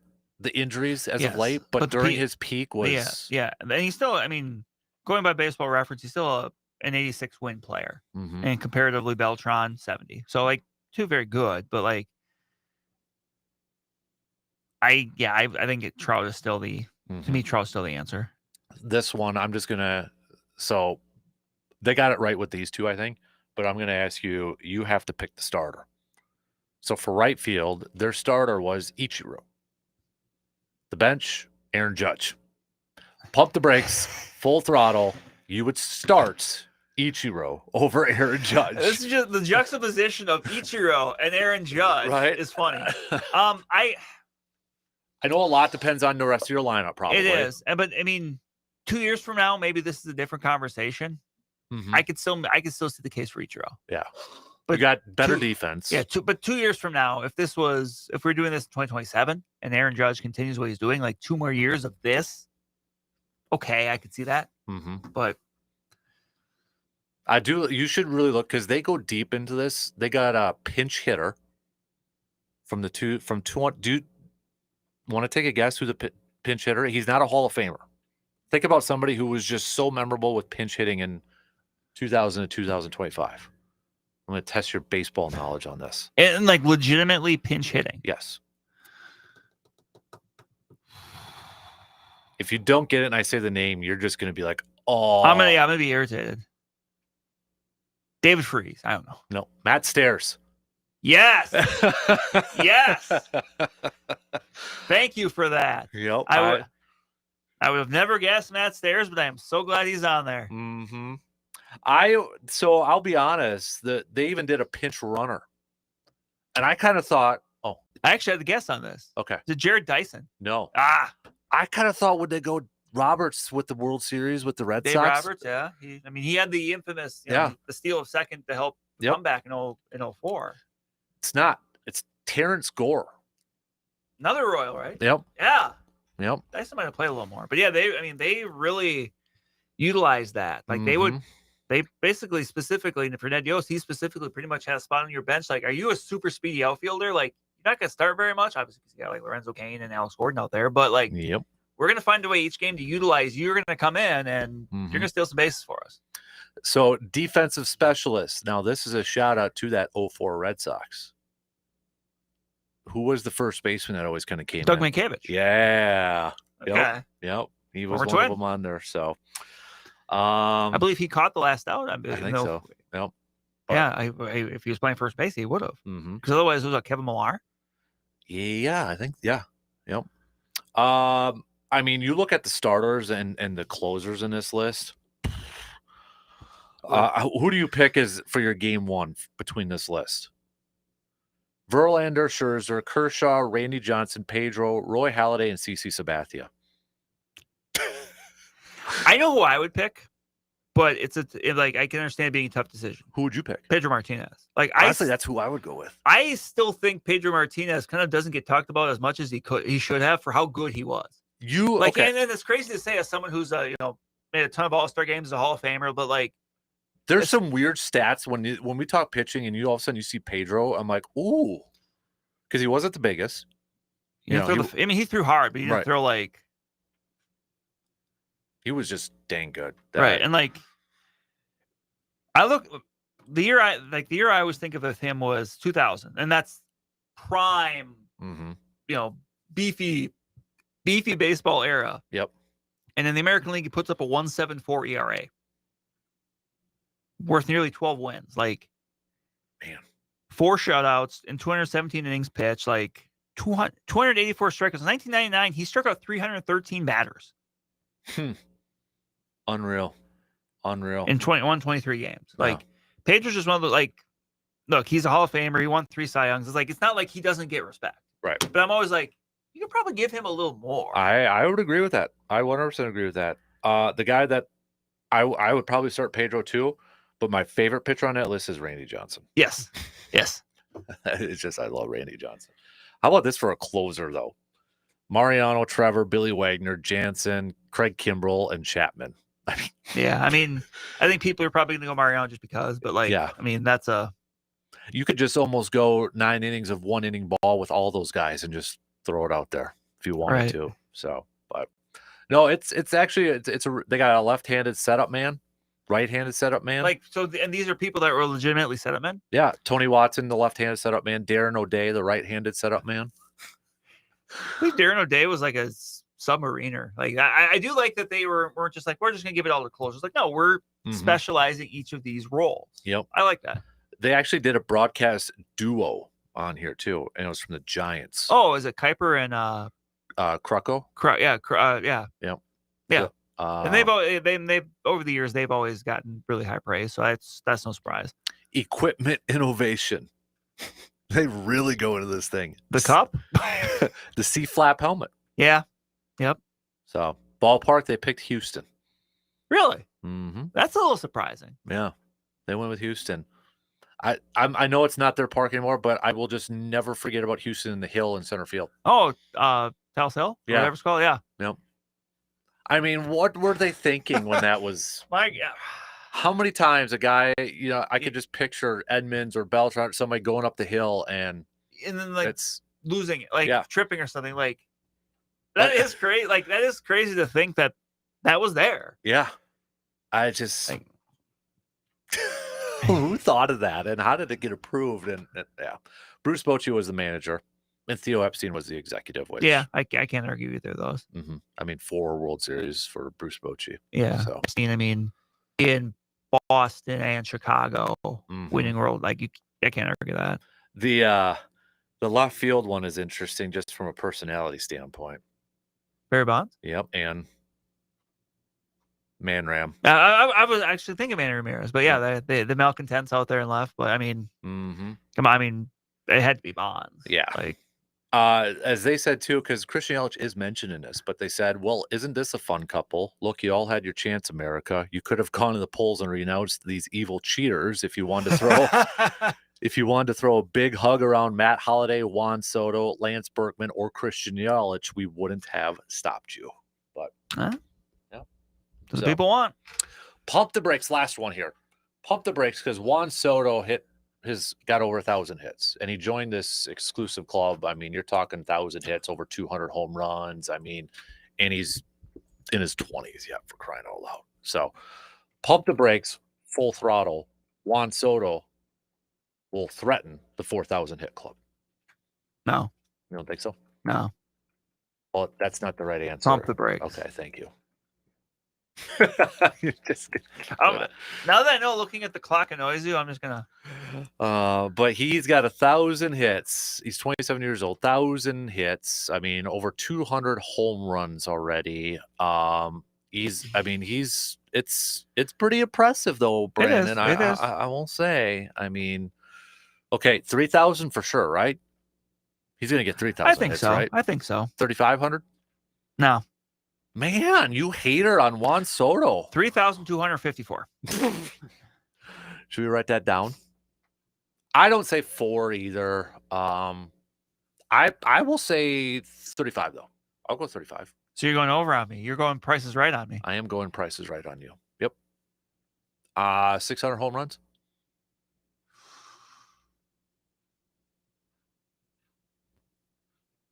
Yes. Full throttle. I didn't know this was another question. I thought you were just asking questions. No, full throttle. Full throttle. Full throttle. Brought to you by AJM Automotive. There you go. That is Pump the Brakes or Full Throttle, brought to you by AJM Automotive. All right, we'll take a quick break and then we'll wrap it up and do some picks. Game 7 NBA Finals. Who wins this Brewers Twins series? All that and more coming up as we wrap it up after these quick words. You're listening to the Dan Kasper Show. If you played pickleball in regular sneakers, you know you can pay the price. They don't cut it. And Todd found this out the hard way. We have this great sponsor, Tyrell. They make the best pickleball shoes. So one day Todd is playing pickleball and he forgot his Tyrell pickleball shoes. Well, you know what happened? He got hurt. He was playing in some fancy different shoes that aren't meant for pickleball, and he learned a lesson. Tyrell has everything you need to keep your feet cool. They're tough. They're lightweight. They're so solid on your feet, and you're going to wear and tear on the court, and they're ready to go. Every detail is built to help you play better. Tyrell pickleball shoes. If you want to play longer, feel better, and stop sliding around in those old sneakers, go to TyrellPickleball.com. You can look like a pro. You can play like a pro. It's Tyrell pickleball shoes. You spell it Tyrol. Tyrell pickleball shoes, the best pickleball shoes, purpose-built for pickleball.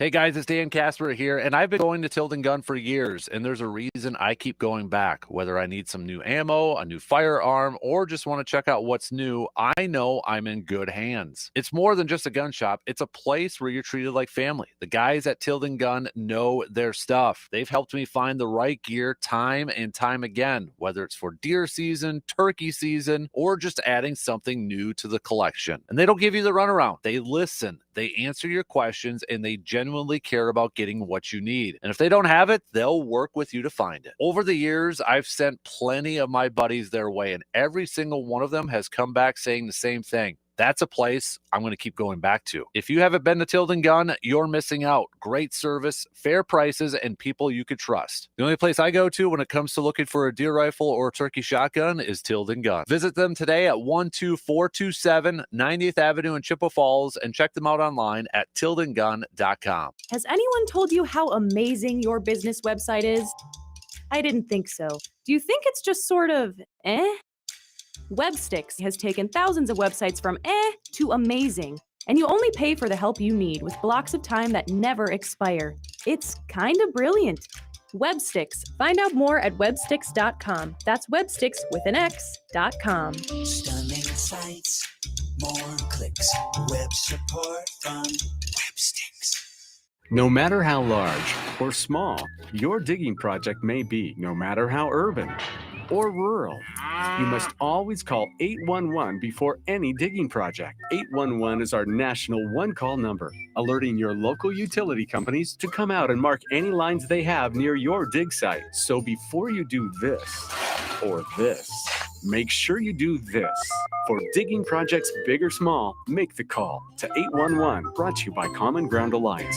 We all hear the radio ads about the IRS. They tell you to be afraid, to be scared, and they try to frighten you into calling. I'm not here to do that. Tax Relief Advocates is different. TRA is here to tell you that if you owe money to the IRS, whether it's $5,000, $50,000, or $500,000, we have a solution. It doesn't matter if you're sitting in your car, at work, or with your kids. No matter where you are, call now. 800-498-6548. Don't lose hope. TRA can eliminate or reduce what you owe to the IRS. Generous programs are now available that can give you a fresh start. Our passion is taxes and helping individuals fix their IRS problems. We have over 1,000 five-star reviews on Google and an A+ with the Better Business Bureau. You don't need to be afraid of the IRS any longer. End your tax nightmare today by visiting us online at tra.com or call 800-498-6548. That's 800-498-6548. Tax Relief Advocates. Real solutions for real people. If your home's exterior sustained damage in the recent storms, Walker Roofing and the reliable crew can help. Walker Roofing takes the hassle out of the insurance claim process. Walker Roofing has you covered. WalkerRoofing.com. Sip your coffee, nibble a bagel, and listen to the morning sports show that lets sports fans speak their mind, no matter how little mind they have. The Dan Kasper Show, weekday mornings from 6 to 9.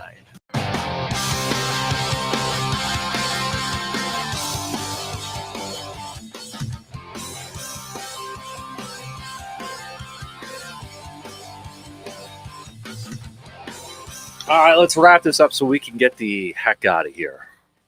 Shall we? Yes. All right. Let's do we'll start off game 7. Who you got? I'm gonna take the Pacers. You what? Yeah. Really? Yeah. Is this a reverse? You seem very surprised. I did a double take. I just assumed you were going to go Thunder. I'm gonna go Pacers. Okay. I'm going Thunder. One of us will be right, and one of us will be wrong. It'll be a 50-50. Flip of the coin. You can partake in the I don't think it's called the 50-50 at Target Field. It's called I don't share do the that pot. stuff. You yeah. don't? Oh. No, I don't do that. You don't want to win money? No, I don't want to lose money. What if you won? But what if I lost? You can't look at life that way. I'm glass half empty type of person. So, you're a glass half full. I'm a glass half empty. So, all right. So let's do some baseball again. We're just picking the series instead of these individual games and that. And I know some probably started, but Mariners, Chicago. By the way, apparently Sammy Sosa is going to be at Wrigley Field tonight. Ooh, yeah. I had seen that the first time in 21 years. Yeah, so I will take the Cubs 2 out of 3, even though the Mariners have some of their really good pitching lined up for that series. Mm-hmm. I'll take the Cubs 2 or 3. I'm going to go Cubs too. Jacob deGrom going up against the Pirates. deGrom probably knows what it's like in Paul Skeens' shoes right now when you have the best ERA and you have a losing record in Major League Baseball. But Texas, Pittsburgh. Texas. Yeah, I'm going to go Texas too. Baltimore and the not Mets, Yankees. Ooh, Yankees finally won. They snapped the streak yesterday, so I'm going to take them to win the series. Yeah, I'll go with them too. The best team in baseball, Detroit, taking on Tampa Bay, but they're playing really good Both too. those teams are playing really well. I'm going to take Tampa 2 or 3. Get ready. Tampa 2. Monty Kiffin. Yep. I'm going to go Tampa as well. So, see, I got to train myself to say Tampa as well. I don't know if I have to ask you. White Sox, Toronto. Toronto. Yeah, Toronto. Atlanta and Miami. Going to Miami. I'm going to take the Braves, though. I'm going to go Braves. Mets and Phillies. They're tied, too. In Philly, if that matters. I'm going to go Phillies. Me too. I'm going to go with Phillies. Fighting Phils. This is a really good one, too. Cincinnati and St. Louis. Normally, I'd say I just want both to lose, but I don't feel the way about the Reds that I do about the Cubs or the Cardinals. I'm gonna go Reds. Reds are playing better. I'm gonna go Reds too. I don't know why. I'm gonna go Reds. Let's do Arizona, Colorado. Arizona. Maybe we should start with these Colorado series. Do they win a game or not? Can you believe they're a better road team too? They got more wins on the road this year than they do at home. Houston and the Angels. I'm going to go with the Angels. Well, you Angel, you. I'm going Astros. Let's do Kansas City and San Diego. Ooh. I believe his name's isn't named after Saint Diego? I'm going to go San Diego. I want to say the rest of that that's line. That's why I said that part of it. I'm going to go San Diego. God, I want to say the rest of it too, and I can't. San Diego. Curse you, Brandon. Curse you. You can't say Stay classy, San Diego. You can't. That's like a faux pas rule violation. You can't say part of a quote, and you're not allowed to say the rest of a movie quote. You just that you can't. You can't. I mean, there's so much we could quote from Major League. Well, there's a couple different things for San Diego we could quote from Anchorman. I know, but that's the point. I know, it's but like there's the one you're thinking of, but there's another one. I know which one you're thinking of. I know. I don't want to get you in trouble. Oh, it's like what's the second we go off the air, you're just gonna say it out loud. Well, it's like Austin Powers with the mole. Mole? Yeah, Mole. Cleveland and the Athletics. I'm going to go with the Cleveland. I'm going to go Cleveland too. Washington and the Dodgers. Dodgers. Yep. Dodgers too. Boston and San Francisco. Ooh, Boston. Spicy. Yeah. Where's it at? San Francisco. Dang it. Yeah. I'm going to go Giants. I'm going to go Giants. How many home runs for Rafael Devers? 1, but it's a big one. Yeah, I'll go 1 too. But yeah, he definitely hits one. He's got him. If he doesn't, that's a huge disappointment. All right. Minnesota, Milwaukee. Some people in this building would say it's a gigantic rivalry. I would not. I view the Twins and the Brewers as like a friendly rivalry. It's a Midwest nice rivalry. Right. Like I actually kind of like the Twins. I have no problem with the Twins. But with that said, I've many times over the years, if it's been raining and I've been at Target Field, I've asked them to close the roof. They don't like that. I'm going to take Brewers 2 or 3. I'm going to go Brewers 2 out of 3 as well. I feel like tonight they lose and they win the next 2. You don't say, if you're a glass half empty guy, truly, you would say they would lose tomorrow when you're at the game. I probably would. It's just I like the pitching matchup better for that one. Yeah. Joe Ryan going tonight's a good way to start the series for the Twins. Mm-hmm. Yeah. But yeah, I want to dislike Minnesota because I don't like I don't like the Wild. I should say I don't root for the Wild. Yeah, and I can't root for the Wild I might have a faulty reason why, but it makes sense to me. I think I've told you this before, right? Well, the perfect example happened in the postseason for the Wild this year. And because I've said it for years, and people are like, oh, that's dumb, but it happened in the postseason. If I'm a Wild fan and I'm at a game or I'm watching it and this happened in postseason, Kevin O'Connell's on the screen getting the crowd If piped you're at a up. Packer game and Pat Murphy's there getting the crowd pumped up, are you mad? No, but What's Pat Murphy won? But the thing is like I can't cheer for the Vikings coach because he's cheering the fan base, trying to get the crowd pumped up. Are you a Marquette fan? What if Shaka Smart's there? It's Wisconsin though. Yeah, but do you like Marquette? I don't mind Do you them. cheer for Marquette? Yeah. If it's not I don't care about that. I didn't go to UW Madison. You said if it's not what? If it's not Wisconsin.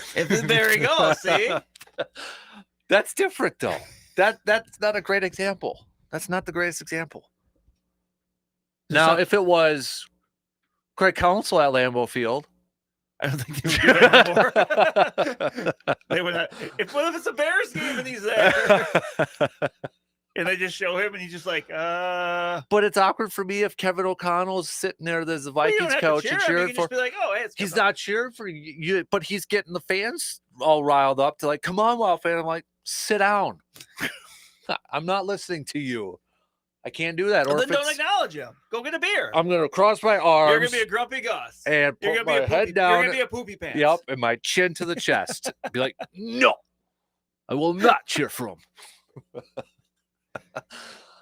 That's why I can't be fans of Minnesota teams or Illinois, because I don't want to be put in that position where where you have to admit that there's shades of gray with certain things. There is, but this covers me, and it's my reason, and I'm sticking to it, and it's my party, and I'll cry if I want to. That's why I'm a Kraken fan. Although I flirted by almost changing if Utah would have switched to Yetis, and they failed on that one. They failed. Why couldn't they just be Utah Sasquatches?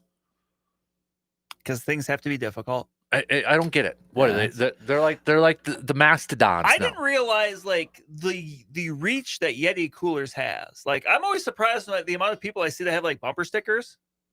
Like, but do you know why people have bumper stickers? Do they just get them, or every time you get one, you order one, they put like 5 in your that's box? smart of them. It is. That's very smart. It's always surprising to me. I'm like, okay, like they're really good coolers. I'm just like kind of surprised that people are like, no, this is. They always come with a is the sticker. level, but like that's very smart of them. Like, and then because my wife has ordered some online, and there's like 5 stickers in the box. So smart. I mean, I guess you could put it on your vehicle, but I don't. So I mean, I like the name Yeti because it's Sasquatch, but I just whatever.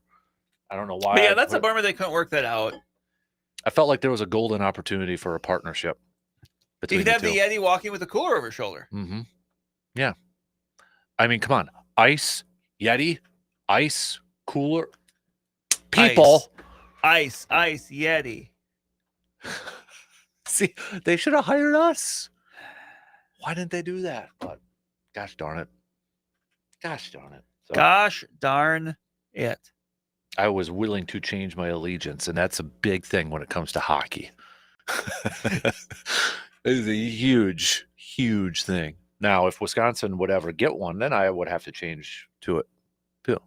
My 6th grade letter obviously didn't work out to Governor Tommy Thompson at that time. Well, what was the name? I forget. The Polar Bears. Okay. Yep.